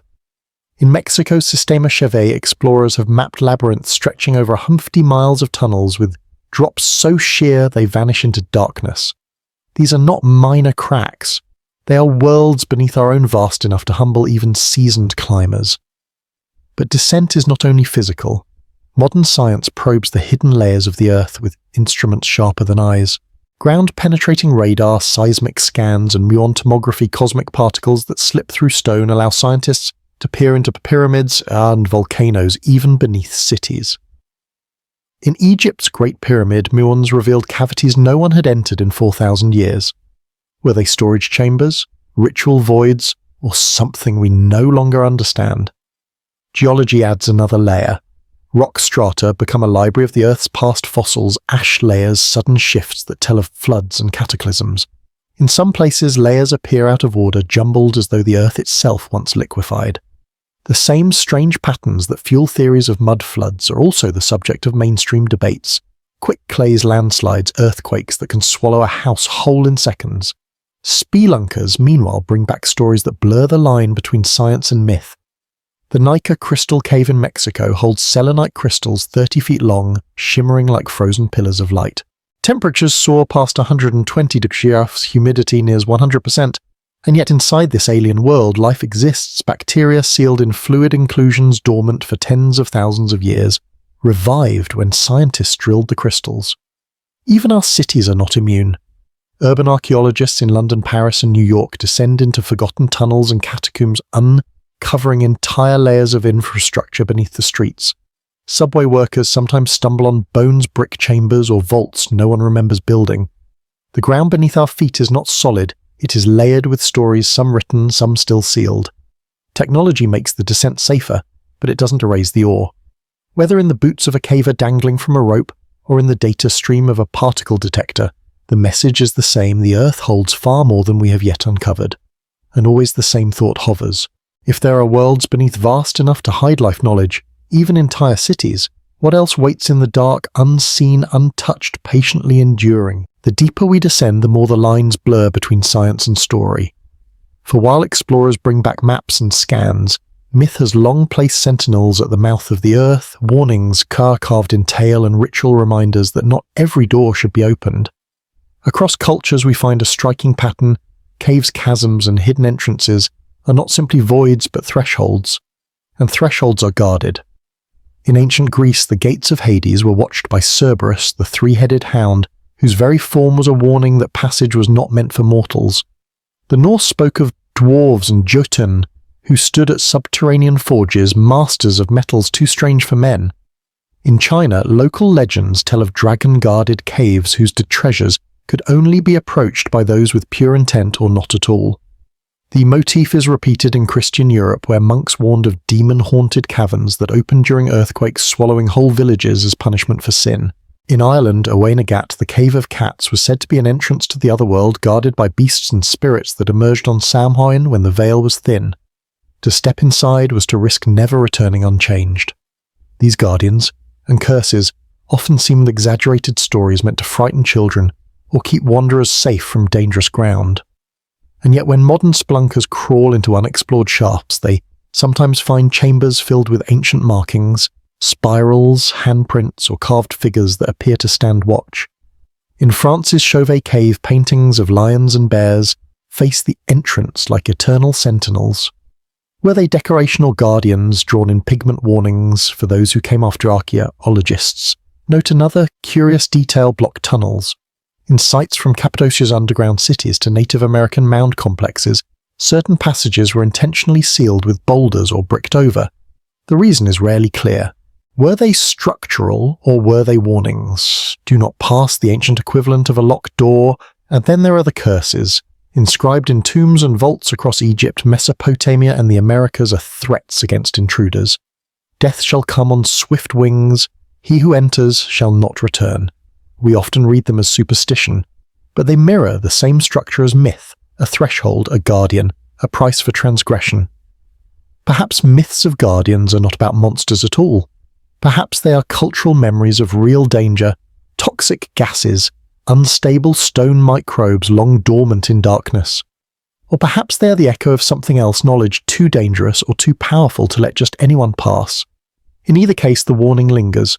Step across and you are no longer in the world you knew. If caves are thresholds, then it is little wonder that faith has so often taken root beneath the earth. Across time and cultures we find that when people sought the divine, they did not always look upward toward the heavens. Just as often they turned downward into the womb of the earth, where silence, darkness, and stone could cradle their rituals. The most famous examples are the catacombs of Rome. In the early centuries of Christianity, when persecution made worship dangerous, believers descended into miles of tunnels carved in tufa rock. By lamplight, they held secret gatherings, painted walls with fish and doves, and whispered prayers among the tombs of their martyrs. These spaces were not merely hiding places, they were sanctuaries, churches below the city carved in defiance of empire. But Christianity was not alone. In Cappadocia, central Turkey, entire underground cities Derinkuyu, Kaymakla were cut from volcanic rock. Scholars say they were defensive refuges, but evidence suggests chapels and sanctuaries were among the first chambers dug. The people carved crosses into ceilings, altars, into walls and baptistries and hidden rooms where only the initiated could enter. Further east, the Ajanta caves of India hold Buddhist monasteries and temples carved by hand into basalt cliffs. Within their stone halls, monks painted vast murals of the Buddha's life, illuminated only by oil lamps. The echoing chants and flicker of flame transformed these caverns into cosmic replicas of enlightenment wombs of meditation cut into the heart of rock. In the Andes, legends tell of tunnels beneath Cusco, some said to lead from the Coricancha, the Temple of the Sun, to hidden chambers where Inca priests guarded sacred relics. And in Ethiopia, the rock-hewn churches of Lalibela were dug not downward, but into the ground, entire cathedrals sunken below the surface as if to merge heaven and earth in stone. The pattern is unmistakable. When humanity reached for its gods, it often sought the deep. Darkness was not absence, but presence. The earth was not silent, but sacred. What is striking too is how often these subterranean sanctuaries echo one another. The same motif spirals, crosses, stars emerge in caves separated by oceans. Some scholars argue this is simple coincidence, symbols born of human imagination. Others suggest a deeper continuity, that faith below ground is part of a legacy stretching back before history, a memory of when the ancestors of all peoples first sought the sacred in the caverns of prehistory. Perhaps what they found in that darkness was more than fear. Perhaps they found something so powerful that they carried it forward, from Paleolithic shamans to Christian martyrs, from Buddhist monks to hidden sects, a subterranean chain of faith linking ages and cultures. When you stand in the shadowed corridors of Derinkuyu, the underground city in Cappadocia, you cannot help but ask a question: how did they do this? By modern measure, the complex sprawls downward through multiple stories, living quarters, stables, ventilation shafts, wells, even chapels carved entirely by hand into volcanic rock. Engineers today marvel at its scale. The air shafts are so well placed that fresh air circulates even deep underground. Some tunnels align in ways that make them resistant to collapse, as if their builders understood principles of geology and architecture far ahead of their time. This is not an isolated marvel. Across the world, the underground whispers the same riddle. In Ellora, India, the Kailasa temple was carved from a single mountain, a monolith hollowed into a soaring cathedral. Modern engineers admit they struggle to imagine how it was achieved. Tens of thousands of tons of rock, removed with precision, leaving behind soaring columns and intricate reliefs. To hollow downward in such a way without collapsing would challenge even today's construction methods. In Egypt, beneath the pyramids and the plateau of Giza, lie vast networks of tunnels and chambers. Some are finished with perfect right angles, as if cut by machines. In Malta, the hypogeum of Hal Saflieni descends 3 levels into limestone, a subterranean labyrinth with acoustic properties so unique that a single chant can reverberate like an organ note. Even in Europe, the underground offers mysteries. The Paris catacombs stretch for hundreds of miles, but before they became ossuaries, many of the passages were ancient quarries carved with astonishing uniformity. Who first cut them, and how far back does the digging truly go? Skeptics argue there is nothing mysterious. These were feats of patience, not lost technology. Hammer, chisel, and determination could, given centuries, achieve wonders. But others suggest the precision of angles, the uniformity of cuts, and the mastery of acoustics hint at something more that these builders possessed, an engineering tradition we no longer remember. What makes the question even more haunting is the possibility of connection. The same features appear in cultures with no known contact ventilation shafts in Turkey echo those in Peru's Sacsayhuaman tunnels. Acoustic chambers in Malta resonate like those in Central America. Repeating forms and methods appear again and again, as if echoes of a single forgotten blueprint ripple across time. Perhaps these are the true fingerprints of a civilization that vanished, its knowledge carried underground, preserved in stone, awaiting rediscovery. And each time, a modern engineer admits quietly that we would struggle to reproduce these works even now that echo grows louder. For centuries, the underground was a place of imagination, its secrets revealed only when miners stumbled on a cavern or when ruins happened to collapse into view. But in our own time, a quiet revolution has begun. We now have eyes that can see beneath the earth. Consider the jungles of Guatemala. For decades, archaeologists hacked through vines and soil, uncovering Maya pyramids one by one. But in 2018, a team turned to LiDAR light detection and ranging a laser that scans the ground from above, stripping away the trees and digital space. What they found was staggering: more than 60,000 hidden structures. Pyramids, causeways, fortresses, and entire civilizations still lying there, concealed beneath the forest canopy. What was once thought to be scattered kingdoms revealed itself as a sprawling, interconnected world. The same technology has rewritten maps in Cambodia, where LiDAR revealed that Angkor Wat was just the heart of a vast urban grid hidden beneath centuries of jungle. In South America, LiDAR is uncovering massive geoglyphs, roads, and city plans, expanding the outlines of civilizations once thought small. And it isn't only jungles. Ground-penetrating radar GPR is now being used to peer beneath deserts, fields, and even city streets. At Stonehenge, GPR has revealed a hidden complex of pits, ditches, and structures beneath the grass, suggesting the iconic stones are only the surface marker of a much larger sacred landscape. In Egypt, radar scans beneath the sands of Saqqara have mapped entire necropolises yet to be fully excavated. Then there are the caves and tunnels long dismissed as natural voids. High-resolution 3D scans show evidence of tool marks, artificial shaping, or unexplained geometries. Some researchers wonder if we're only scratching the surface of what lies beneath our cities, our mountains, our oceans. The tools of exploration are growing stranger still. Muon tomography, which uses cosmic particles to X-ray through stone, has already discovered hidden chambers in the Great Pyramid of Giza rooms, sealed for 400 to 500 years, whose purpose is still unknown. Drones and robotic crawlers are mapping tunnels no human could reach. Even satellites peering at tiny variations in soil and vegetation reveal the faint scars of ancient walls and buried roads. And yet the deeper our vision grows, the more the mystery expands. For every city mapped, a larger one looms beneath. For every hidden chamber revealed, more questions wait in the dark. These technologies suggest a sobering truth: we have not yet begun to know the true depth of our past. The frontier of exploration is no longer across oceans or over mountains. It is directly beneath our feet. And as our tools grow sharper, the Earth's silence grows thinner, yielding secrets once thought lost forever. What does it mean to learn that the Earth is layered not just with stone but with memory? That for every city we build, another may one day be forgotten, swallowed, waiting for rediscovery. The revelations of the past is decades LiDAR. DAR maps of buried cities, radar scans of hidden chambers, muon images of sealed voids are not only about the ancient world, they are also a mirror held up to us. They remind us that civilizations are fragile, that what seems permanent can in a few centuries be reduced to dust, roots, and silence. Think of the flood myths that whisper across cultures. Once dismissed as stories, they now echo in geological records of rising seas and sudden climate shifts. Think of the ruins beneath oceans, the drowned temples off India's coast, the sunken stonework off Yonaguni in Japan. If whole cities could vanish, then why not now? Rising seas again threaten the shorelines where billions of us live. Future archaeologists may one day find glass towers lying beneath silt, the traces of our age as strange to them as pyramids are to us. We imagine ourselves as unique, but the cycle is old growth, collapse, burial, rediscovery. The very technologies that allow us to peer into the past also offer a glimpse into the long arc of the future. If ancient peoples once built on a scale that could only be understood from the sky, what will our highways and megacities look like when reduced to faint lines beneath a jungle canopy? If they encoded myths as memory, what stories will survive of us when our data is gone, our servers are raised?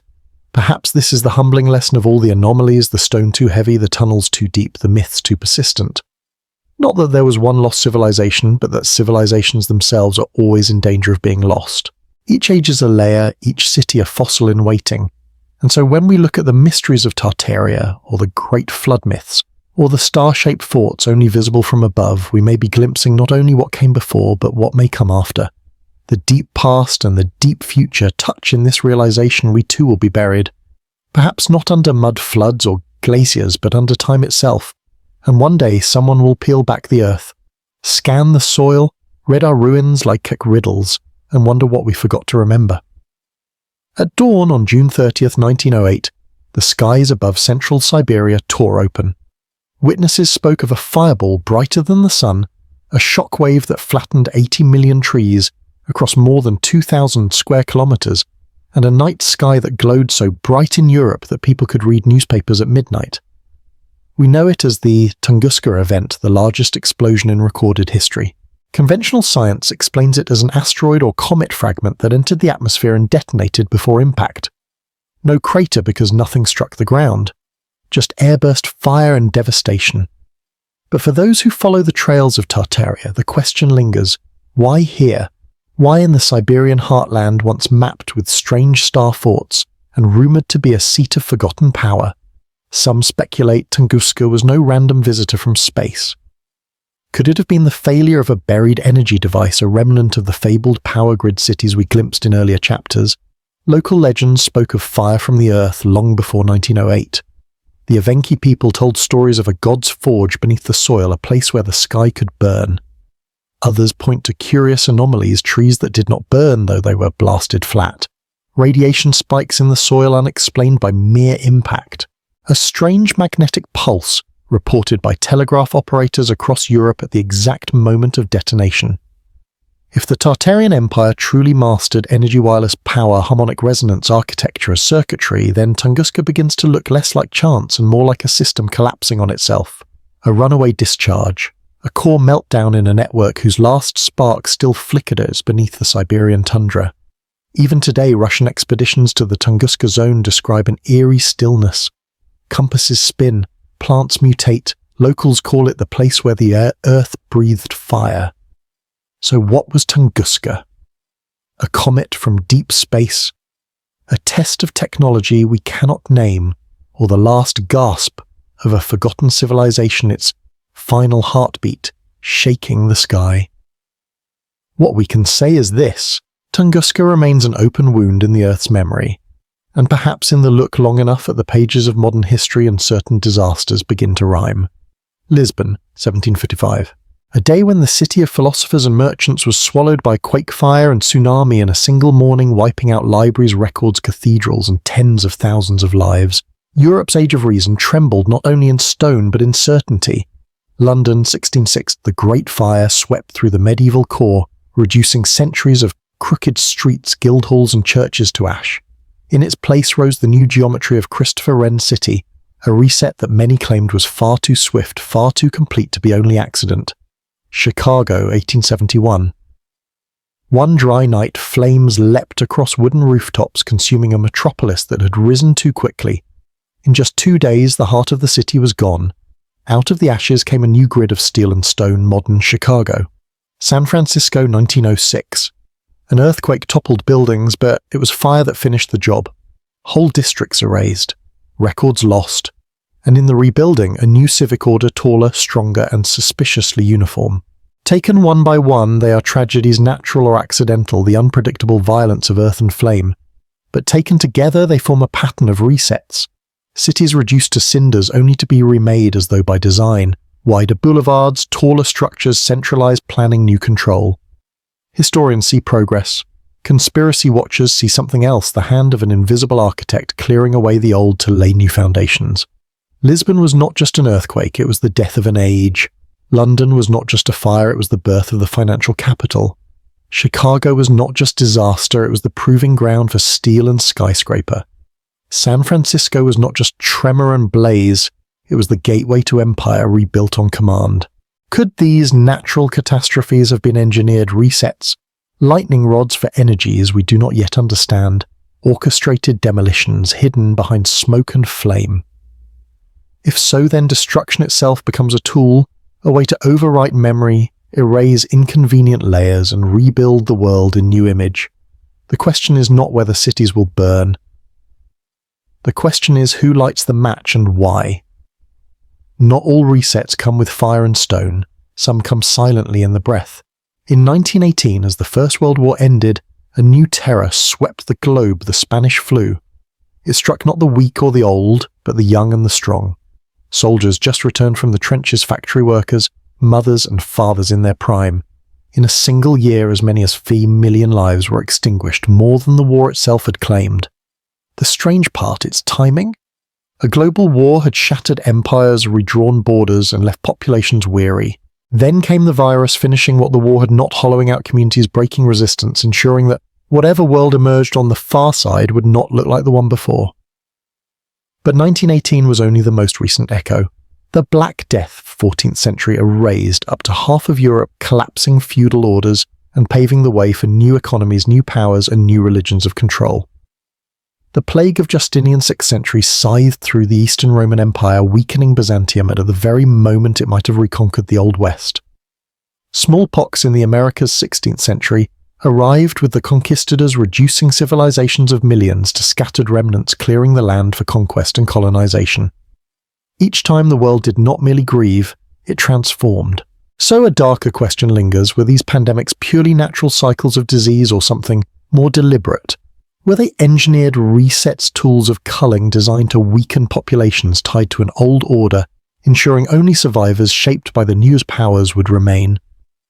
Modern eyes might see this in whispers of biological warfare, records of medieval armies flinging plague-ridden corpses over city walls, rumours that smallpox blankets were distributed to native populations. The eerie fact that the 1918 virus seemed to vanish as suddenly as it came, its origin still debated.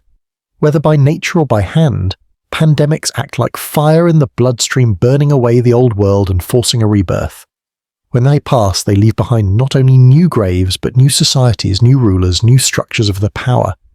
And if resets are not only architectural but biological, then history itself is a story written not only in stone and ash, but in the fragile code of flesh. The question remains, were these plagues accidents of nature or designs of a hidden architect? In the 19th century, across the newly civilized lands of America, an odd spectacle unfolded. Trains packed with children, thousands upon thousands of them, rolled out of eastern cities carrying the young westward into the open country. They were called orphan trains, said to be filled with street urchins from New York, Chicago and Boston, sent to be adopted by farm families in need of help. Between the 1850s and 1920s, nearly 250,000 children were relocated this way, the largest movement of children in recorded history. The official story. These were the unwanted of industrial cities, children of poverty, disease and neglect, rescued from slums and given new homes. But anomalies creep in. Photographs show rows of children eerily uniformed, strangely blank-eyed, sometimes too well dressed for the destitute origins claimed for them. Records of parents or families are scarce, often non-existent. Names were changed, origins erased. Even stranger, many of these children were sent to towns and cities that census records suggest were nearly empty urban shells with grand architecture but little population. Could these orphans have been more than waifs? Could they have been the new inhabitants of depopulated Tartarian cities, repopulating the vast ornate urban landscapes whose original builders had been erased? The whispers go further still. In the late 19th century, a bizarre cultural meme appeared: Cabbage Patch Babies. Illustrated cards, dolls and stories depicted infants plucked from gardens or manufactured in mysterious ways. It was treated as whimsy, but some see it as mockery or coded memory. Children appearing from nowhere supplied like stock to fill a new civilization. The pattern is unsettling.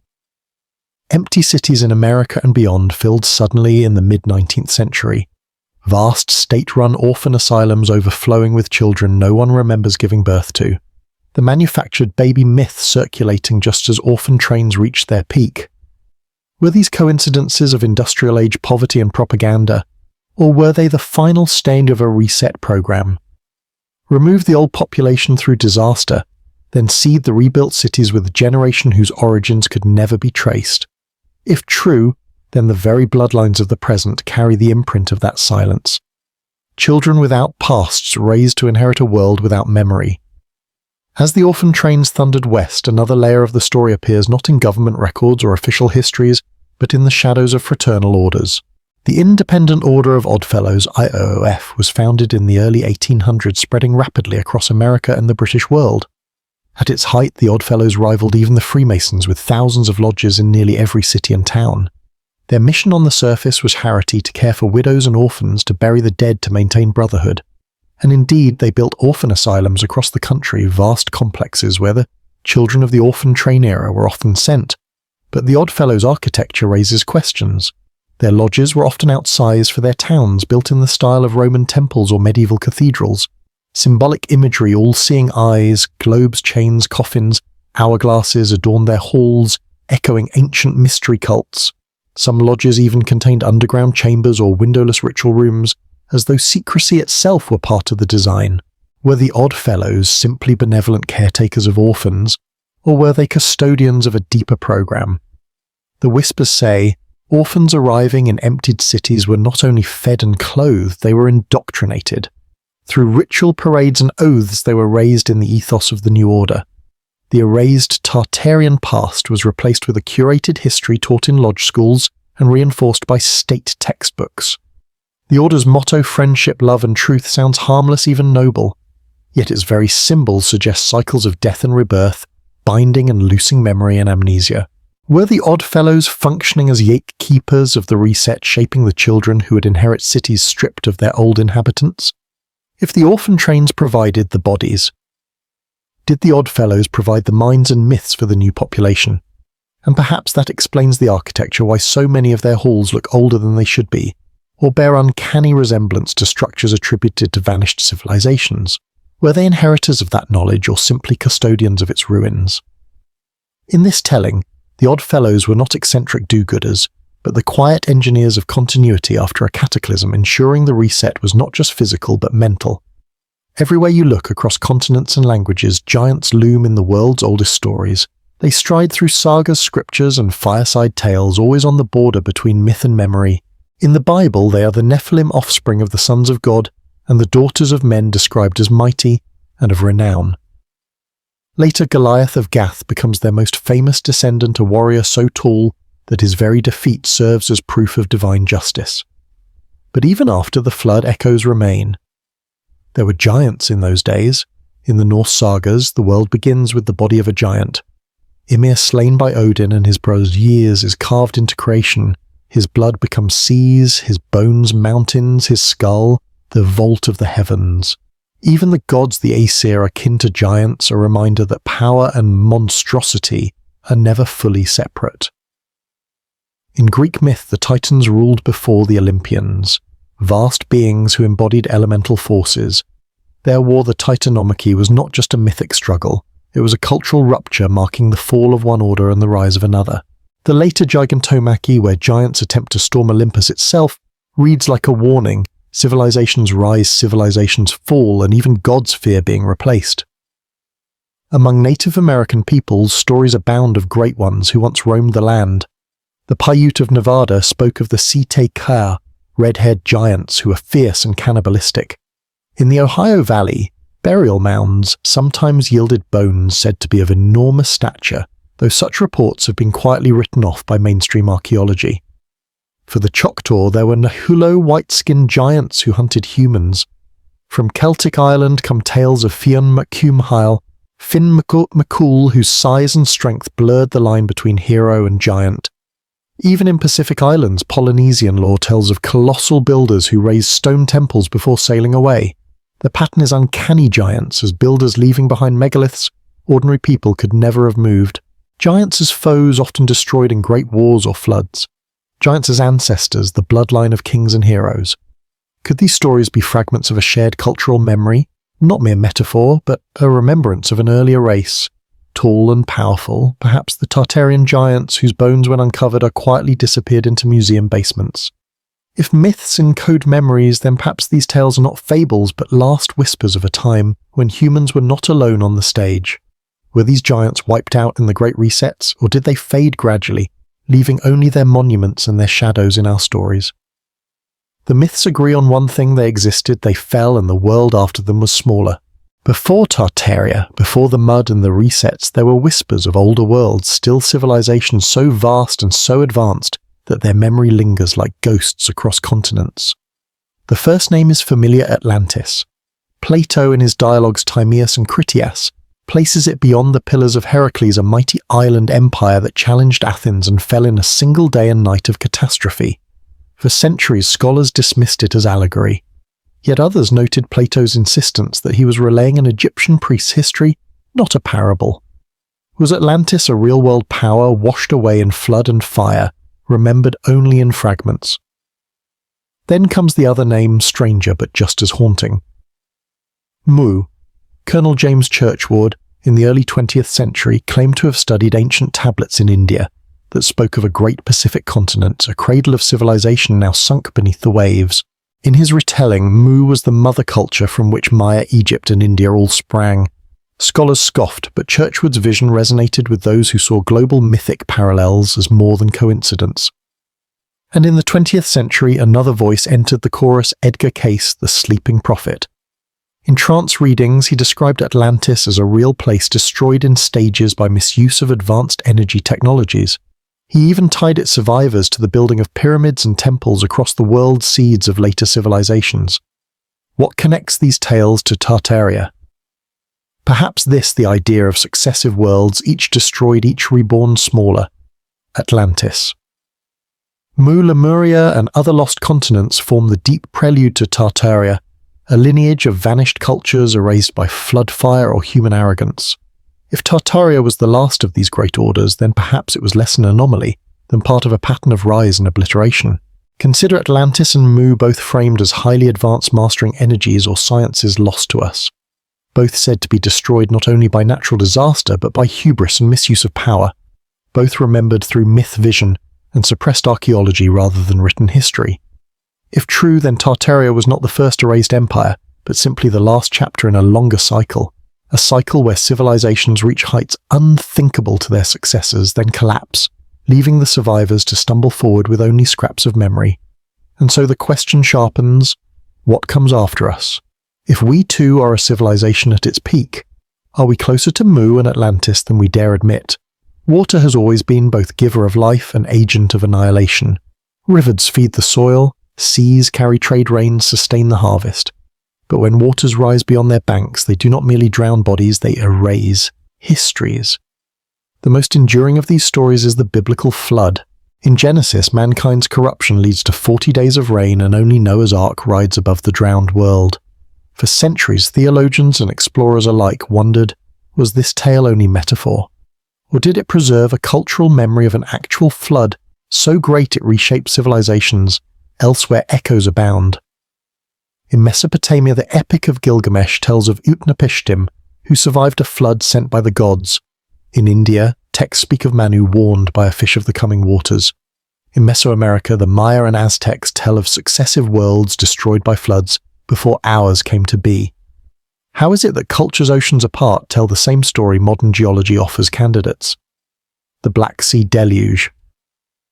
Hypothesis suggests that around 5600 BCE the Mediterranean broke through the Bosporus, flooding a fertile basin and creating the Black Sea. Archaeologists suspect villages and farmlands lie entombed beneath its waters. In the Americas, evidence points to glacial lake outbursts at the end of the Ice Age. Vast walls of water released as ice dams collapsed, scouring the land clean.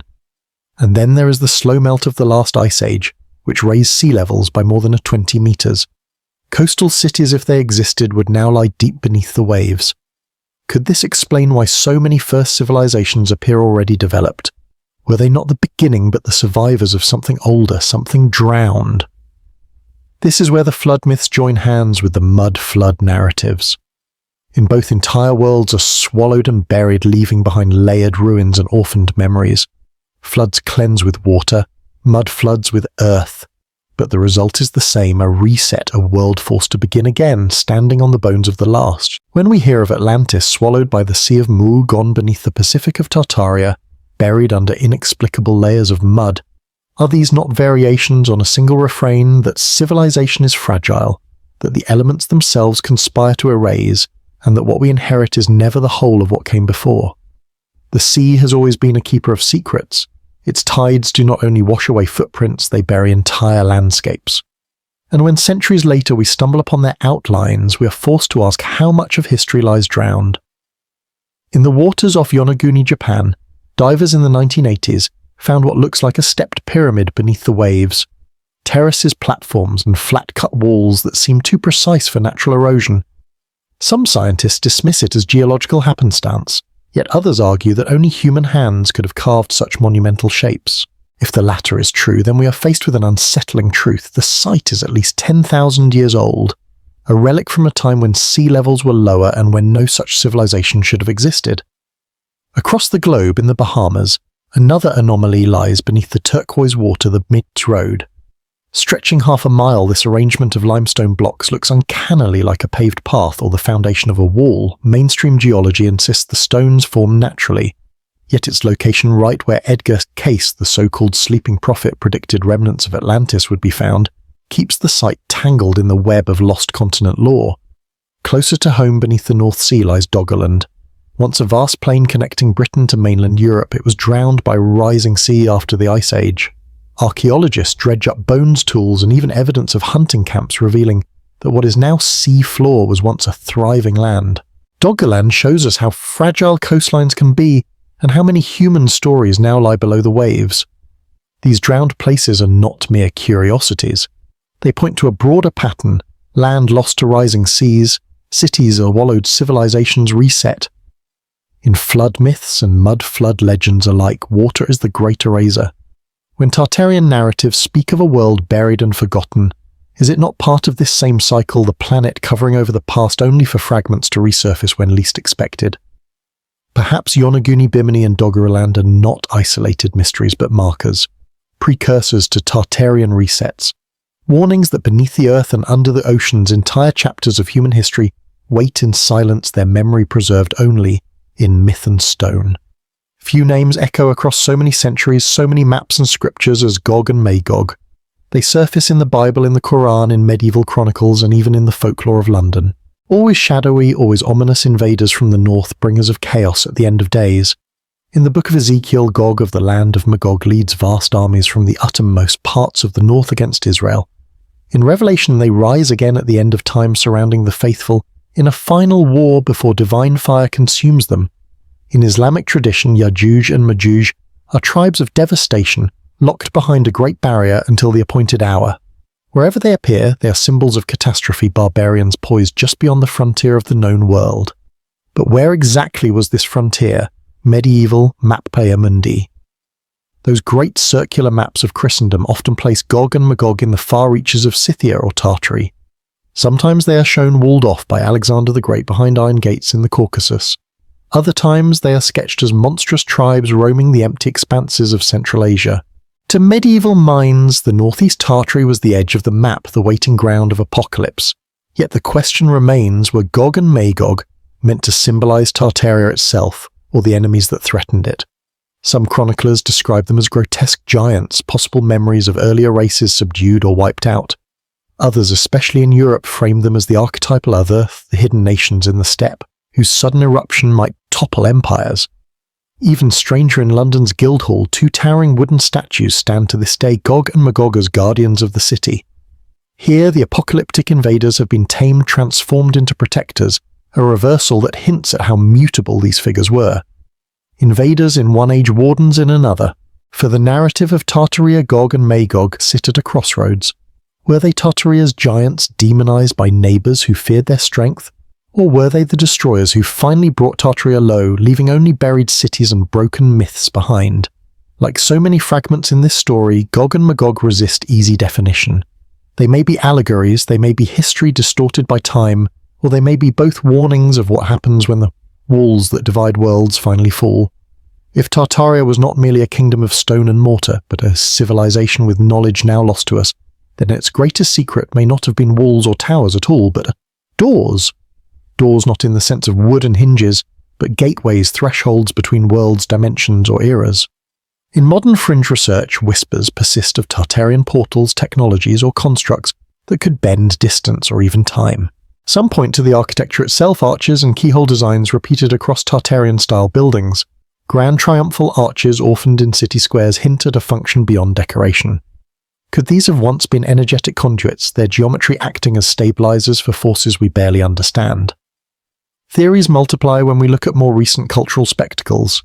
At the 2014 Sochi Winter Olympics, staged at the very edge of Tartary's historic domain, opening ceremonies presented images of giant gates, floating cities and cosmic journeys. To some, this was no mere artistic flourish, it was symbolism, a veiled nod to the portals of the old world. And then there are the skies of Siberia.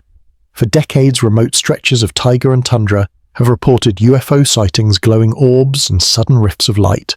Local legends often speak of travelers vanishing into mountainsides or reappearing after days with no memory of where they'd been. Could these be echoes of Tartarian gateways still pulsing beneath the surface? Skeptics call it pareidolia or Cold War paranoia. Believers see the pattern, ruined arches scattered across continents, symbols of stargates in ceremonies staged at the threshold of Tartary itself, anomalous lights over Siberia, the last frontier of the empire. If Tartaria truly commanded such portals, the implications are staggering. Their sudden collapse or deliberate sealing might explain why entire cities were buried, why orphans had to be redistributed, why maps were rewritten. Not just a fallen kingdom, but a locked world, its gates barred from us. And perhaps that is why the myth of Tartaria lingers so stubbornly. Because at its core lies not only the memory of a vanished empire, but the promise or the threat of doors waiting to be reopened. Few mysteries of the modern age grip the imagination quite like the Bermuda Triangle.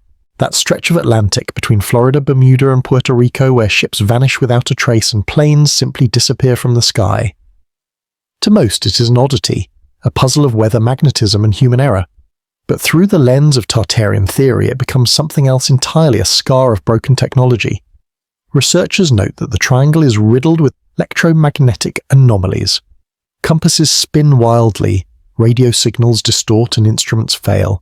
Sailors and pilots describe a sudden silence and oppressive stillness as though reality itself falters. Could these effects be the remnants of Tartarian energy fields once harnessed to power their cities and portals? In this view, the Bermuda Triangle and other global zones of anomaly are not natural hazards but malfunctioning nodes.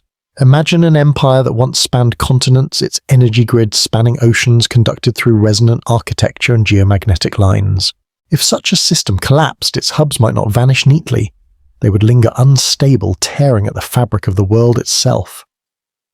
Disappearances of ships and planes, then, are not mere accidents, but the echoes of portal misfires, gateways opening, briefly sucking corrupt into spaces we cannot map. The survivors' tales, scattered and strange, sometimes tell of blinding light, sudden storms or time-slipping strangely minutes, becoming hours, or vice versa. And the Bermuda Triangle is not alone.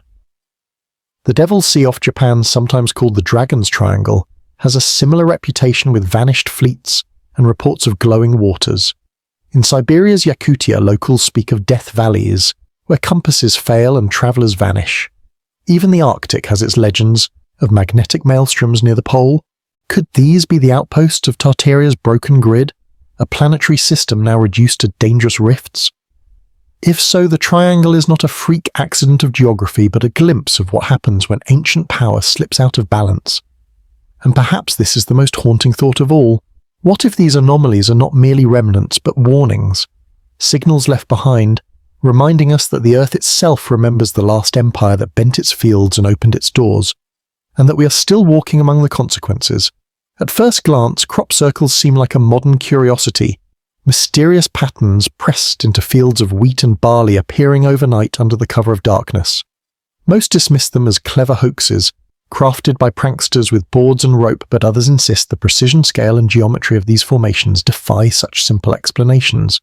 Through the Tartarian lens, crop circles take on a far deeper meaning. What if these intricate patterns are not jokes but echoes of a forgotten science? Look closely at the designs, perfect mandalas, spirals, hexagons, and interlocking stars. Many align with sacred geometry known across the ancient world, shapes carved into temples, laid into cathedral floors, mirrored in the heavens themselves. The suggestion arises that crop circles are not random at all, but encoded blueprints, maps of resonance energy once harnessed by the Tartarian Empire. Some researchers point to the uncanny mathematical ratios embedded in the circles. Pi the golden ratio, astronomical and alignments all appear in stalks bent but not broken, woven into patterns as if by invisible heat or vibration. Could these be the remnants of Tartarian frequency technology resonating, still impressing their geometry upon the Earth? Others suggest a more haunting possibility, that the circles are messages left by descendants of Tartaria survivors hidden among us, or forces dwelling just beyond our perception. The fields then become their canvas, the geometry their language. A warning, or perhaps an instruction for those willing to look beyond surface explanations. Across the world, ancient cultures built in similar forms, stone circles in Britain, star forts across Europe, mandalas in Asia, desert geoglyphs in Peru. All carried the same theme of geometry tied to energy, space, and the cosmos. Crop circles may simply be the latest chapter in that long lineage, a continuity of pattern that whispers of civilizations who once aligned the Earth itself with the stars.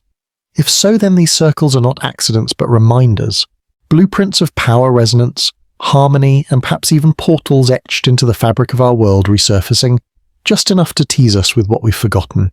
In nearly every mythology, time itself is not a straight line but a cycle of ages. The Greeks spoke of the ages of gold, silver, bronze, and iron. The Hindus of Satya Yuga, Treta Yuga, Dvapara Yuga, and Kali Yuga. Even the Mayans told of successive worlds, each destroyed and reborn. Always the pattern is the same, an age of light and harmony, followed by decline, catastrophe, and renewal. Through the lens of the alternative history we've been tracing, this cycle may not be myth at all, but a record of resets. Civilizations rise, master forces beyond our comprehension, and then, whether by design or by accident, are swept away. Within this framework, some theorists suggest a 5 eras theory. The first era, a golden world of giants and gods when earth and sky were one. The second era, the age of early great civilizations now remembered only in fragments as Atlantis or Mu. The third era, the rise of empires known to conventional history, Egypt, Sumer, the Indus, China already carrying echoes of the ones before. The fourth era, Tartaria, the hidden empire, the age of free energy, monumental architecture, and a global harmony that ended in mud, fire, and plague. The fifth era, our own time, the plastic age built not on stone or resonance, but on petrochemical silicon and mass forgetting. The unsettling question is, where are we in the cycle?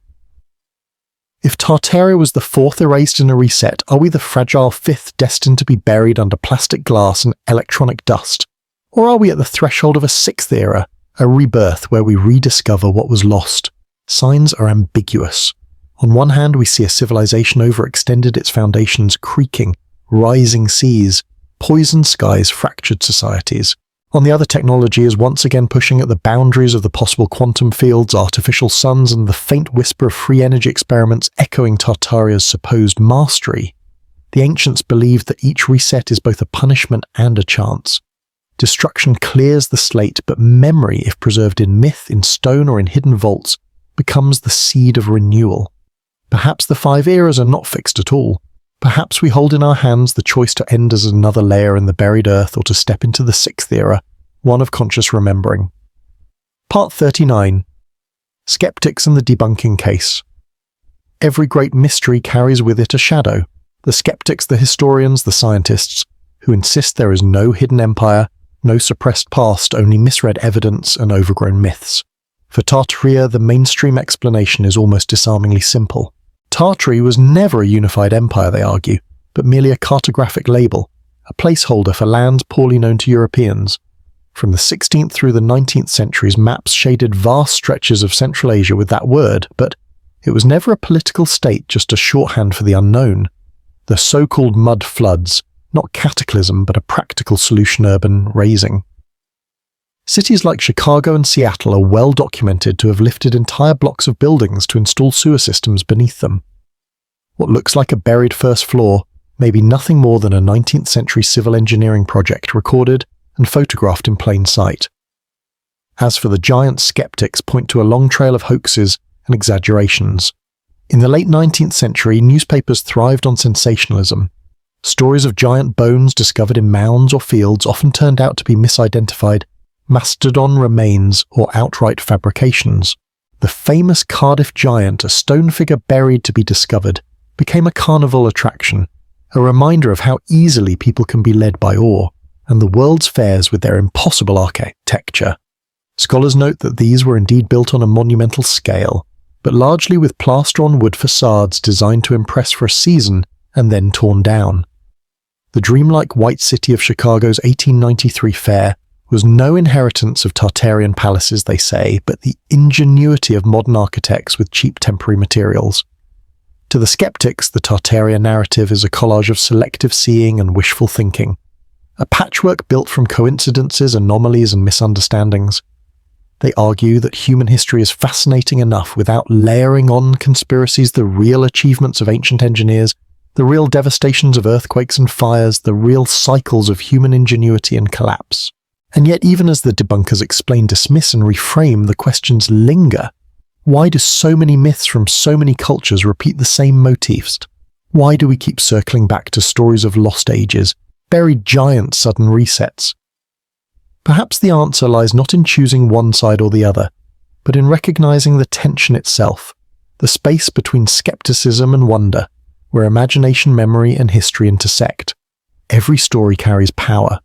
And when stories drift from curiosity into conviction that power can shape the world in dangerous ways. The Tartarian narrative, fascinating, evocative, and rich in mystery, has also become in some circles a weapon. Historians and skeptics warn of a larger pattern, pseudo-history. These are tales that blur myth and fact until the line disappears. On the surface, they can feel harmless, even playful, a grand puzzle about mud floods, giants, and hidden empires. But beneath pseudo-history often carries hidden risks.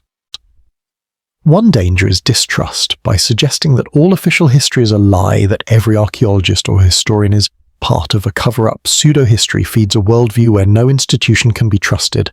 Schools, museums, archives, once dismissed as complicit, lose their authority. In that vacuum, alternative narratives flourish unchecked, guided less by evidence than by ideology. Another danger is appropriation. Lost empire theories can slide into nationalism or extremism. In the past, pseudo-histories have been used to justify racial superiority, territorial conquest, or cultural erasure, claiming that our people descend from an advanced, forgotten civilization, while others are merely latecomers, has been a recurring theme in extremist propaganda. Even Tartaria in the wrong hands can be twisted into a banner for movements that seek to rewrite the past to serve the present. Debunkers do not fear Tartaria theories because of the stories themselves, they fear the uses to which those stories may be put. Myths that seem like harmless speculation can over time harden into political weapons, giving shape and fuel to anger, division or control. And yet there's a paradox here. Humans need myths. We crave wonder, mystery, and the idea that the world still holds secrets. The challenge is to walk carefully to embrace imagination without letting it be captured by those who would bend it toward fear or domination. The story of Tartaria, then, is more than a question of history. It is also a mirror showing us how fragile the line can be between exploration and exploitation, between a search for wonder and the risk of manipulation. For more than a century, mainstream historians have dismissed Tartaria as a phantom, nothing more than an outdated geographic label. The mud flood urban grading projects, the impossible architecture neoclassical design spread by empire and industry, giants, hoaxes and exaggerations. By every conventional measure, the case should be closed. And yet the theory persists, not quietly, not in dusty corners, but vibrantly thriving online, shared in forums, videos and endless image threads. Why? One reason is emotional appeal. The Tartaria narrative offers something modern life often withholds: wonder. In an age where the world feels mapped and measured, the idea that vast chapters of history remain hidden is intoxicating. To imagine lost cities beneath our feet or towers, built with technologies we no longer understand, scratches a deep itch, the longing to believe the world is bigger than we've been told. Another reason is nostalgia for beauty. Much of the Tartarian myth grows from architecture. The domes, spires and ornate facades of the 19th century stand in stark contrast to the glass, steel and concrete of today. When people ask, why don't we build like this anymore? It's not always a technical question. It's an ache for a sense of grandeur and craft that feels lost. If those old buildings seem too magnificent to be merely Victorian, then imagining them as remnants of a vanished empire becomes a way of honouring their power. Then there is distrust in authority. Every debunking, every museum explanation or academic article can feel to the true believer like further proof of a cover-up. The more historians insist there was no Tartaria, the more it seems there must have been. It becomes less about evidence and more about identity. Believing in Tartaria signals a refusal to accept the official story. Finally, the theory persists because it speaks to a yearning for hidden order. In a world of chaos, loss and accelerating change, it's comforting to think there was once a civilization that mastered harmony, geometry, energy, architecture, faith, and that traces of it survive for those with eyes to see. Tartaria is not just a theory, it is a story. And stories once loosed into the world are hard to kill, especially when they whisper what people most long to hear, that there is more to the world than we know. If there is one theme that breathes life into the Tartaria narrative, it is secrecy. The theory does not just claim that a great civilization was forgotten, it insists it was deliberately erased. And in human imagination, nothing is more magnetic than the forbidden. Consider the case of Nikola Tesla. His name surfaces again and again in these conversations, the eccentric genius who dreamed of wireless energy and global communication, who built towers that seemed to brush the edge of magic. When he died in 1943, the FBI seized his papers. To historians, this was routine national security precaution. To Tartarian theorists, it was proof. Proof that technologies echoing the old world resonance, free energy, wireless transmission were still being hidden. Or take the Smithsonian Institution, often accused in conspiratorial circles of burying giant skeletons unearthed in the 19th century. Official records say otherwise, but the charge sticks. Why? Because the idea of a vault, some secret basement where inconvenient bones are locked away, fits perfectly into the story of a civilization erased. Even patents themselves feed the fire. Thousands are classified each year, sealed under national security. Most are mundane communications defense cryptography. But for those seeking Tartarian echoes, it is easy to imagine that suppressed among them lie designs for anti-gravity craft harmonic generators or the blueprints for the great towers of the past. Secrecy is compelling because it invites imagination to rush into the gaps. When information is missing, we invent. When institutions withhold, we suspect. And when an entire civilization is said to have been written out of history, the allure is irresistible. The hidden becomes more believable than the revealed. In the end, the power of suppression lies not in what is concealed, but in what we imagine could be. The vault may be empty, but the mind fills it with wonders. If a civilization were buried, could it still whisper not in stones or bones, but in the mind? Carl Jung once suggested that humanity shares a collective unconscious, a reservoir of symbols, stories and archetypes that seem to echo across cultures. In this idea, Tartaria need not be in the history books to survive. It could live in the shadow realm of memory surfacing in the form of myth, dream or vision. Across Siberia and Central Asia, shamans spoke of sky cities of light wheels turning in the heavens, towers that hummed with power. Were these metaphors for natural forces, or faint recollections of a civilization that once commanded them? In dream reports catalogued by folklorists, ordinary people across centuries have described visions of giant halls underground, of golden machines half buried in mud, of children carried away to start life in a new city. Psychologists explain these as archetypal images, death and rebirth, the descent into the underworld. But to Tartaria believers, they sound like fragments of cultural memory, encoded in the mind long after the facts were erased. Folklore itself may function as a kind of mnemonic survival kit. The Norse remembered giants. The Bible spoke of Gog and Magog. Native American traditions told of tall people who walked before the tribes. Were these tales simply myth-making, or the dreamlike persistence of a history too vast, too threatening to record directly? Shamans, mystics and visionaries throughout time have claimed to see what the waking world forgets. When they chant drum or slip into trance, they sometimes describe descending into caverns, meeting the old ones, or touching a source of light below the earth. Could these be encounters with the psychic ruins of Tartaria? Not buildings, but impressions still imprinted on the human field of memory. Whether one calls it myth, dream, or collective echo, the allure is the same, that even if every document is burned, every map redrawn, the human mind itself refuses to forget. If Tartaria fell, did all of its wonders vanish with it? Or do fragments still hum quietly in our own world, too subtle for mainstream science to name, too uncanny to ignore? Consider the star forts that dot Europe, Asia, and the Americas. Official history calls them defensive bastions of the Renaissance, shaped to deflect cannon fire. But for Tartaria theorists, their geometry suggests something more. Their radiating lines and nested bastions resemble resonant circuits, amplifiers of energy, rather than mere military walls. Some enthusiasts claim to have measured electromagnetic surges in their centres, as if the ground itself still remembers being part of a living grid. Then there are the cathedrals, grand Gothic structures said to be built to glorify God. But stand beneath their vaults, hum a single note and the stones reply. Acoustic engineers have shown how particular chambers resonate at human vocal frequencies, creating the sensation of choirs greater than the number of singers. Was this artistry or technology hidden in plain sight, a way of magnifying sound into something that touches the nervous system like an ancient form of frequency medicine? Even the megaliths of older ages, Stonehenge, Karnak, Nabta Playa, are drawn into the speculation. Some researchers have noted that they sit at nodes of geomagnetic peculiarity, places where compasses drift or electrical instruments falter. Did Tartaria inherit and refine these placements, building cities and star forts atop Earth's natural energy veins? In Moscow, in Prague, in Seville, tourists see only charming old plazas. But for those tuned to another frequency, the geometry hints at dormant machines disguised as art. Dome spires, rose windows, were they not only symbols of faith, but antennae resonators, amplifiers? If so, then Tartaria has not vanished. It sleeps beneath our feet and above our heads, waiting for someone with the right key or the right tone to wake it once more. History, whether true or distorted, often serves as a mirror.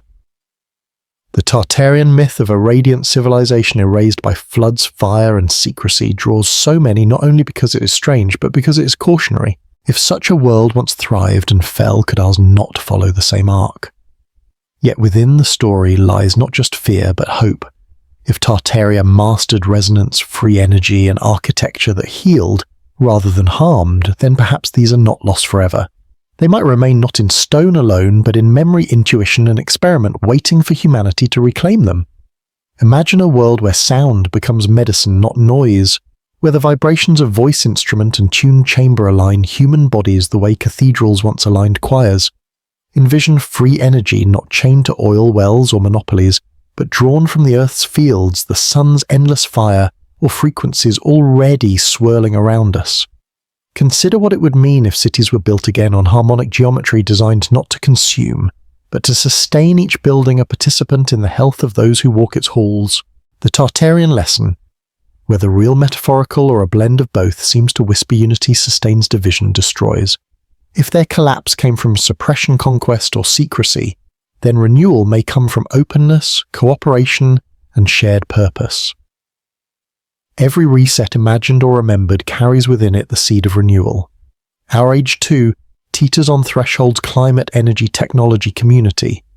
We may not raise star forts or gilded domes, but we can choose whether the future resembles a forgotten ruin or a living temple of humanity. To break the cycle is not to cling to Tartaria as fact, nor to dismiss it as folly. It is to recognize in the tale a deeper yearning for a civilization in harmony with itself, its science, and its soul. That dream need not be buried. It can be lived if we dare. What does it mean to learn that the earth is layered not just with stone but with memory, that for every city we build another may one day be forgotten, swallowed, waiting for rediscovery? The revelations of the past decades, LiDAR maps of buried cities, radar scans of hidden chambers, muon images of sealed voids, are not only about the ancient world, they are also a mirror held up to us.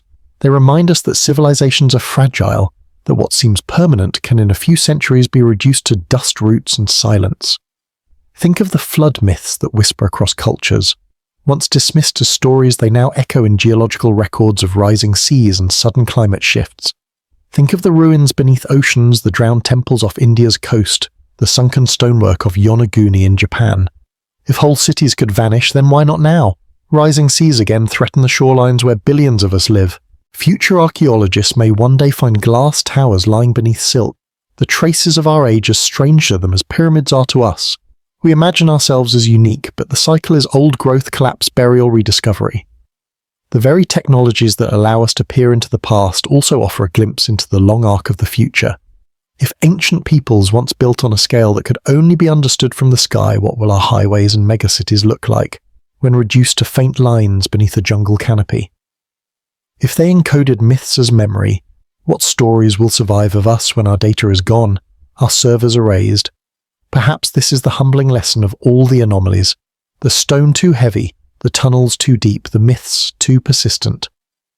Not that there was one lost civilization, but that civilizations themselves are always in danger of being lost. Each age is a layer, each city a fossil in waiting. And so when we look at the mysteries of Tartaria, or the great flood myths, or the star-shaped forts only visible from above, we may be glimpsing not only what came before, but what may come after. The deep past and the deep future touch in this realization we too will be buried. Perhaps not under mud floods or glaciers, but under time itself. And one day someone will peel back the earth, scan the soil, read our ruins like riddles, and wonder what we forgot to remember. And now we arrive at the end. Not the end of history, never that, but the quiet close of this long wandering through shadows and whispers. We have walked among the ruins, traced the outlines of half-buried cities, listened to the tales of giants and floods of forgotten continents and impossible machines. We have followed orphaned trains into emptied streets, peered at maps inked with names that no longer appear, and felt the hum of power in cathedrals and star forts. Some say it is myth. Others call it madness. Yet something in the story lingers like the resonance of a struck bell long after the sound has faded.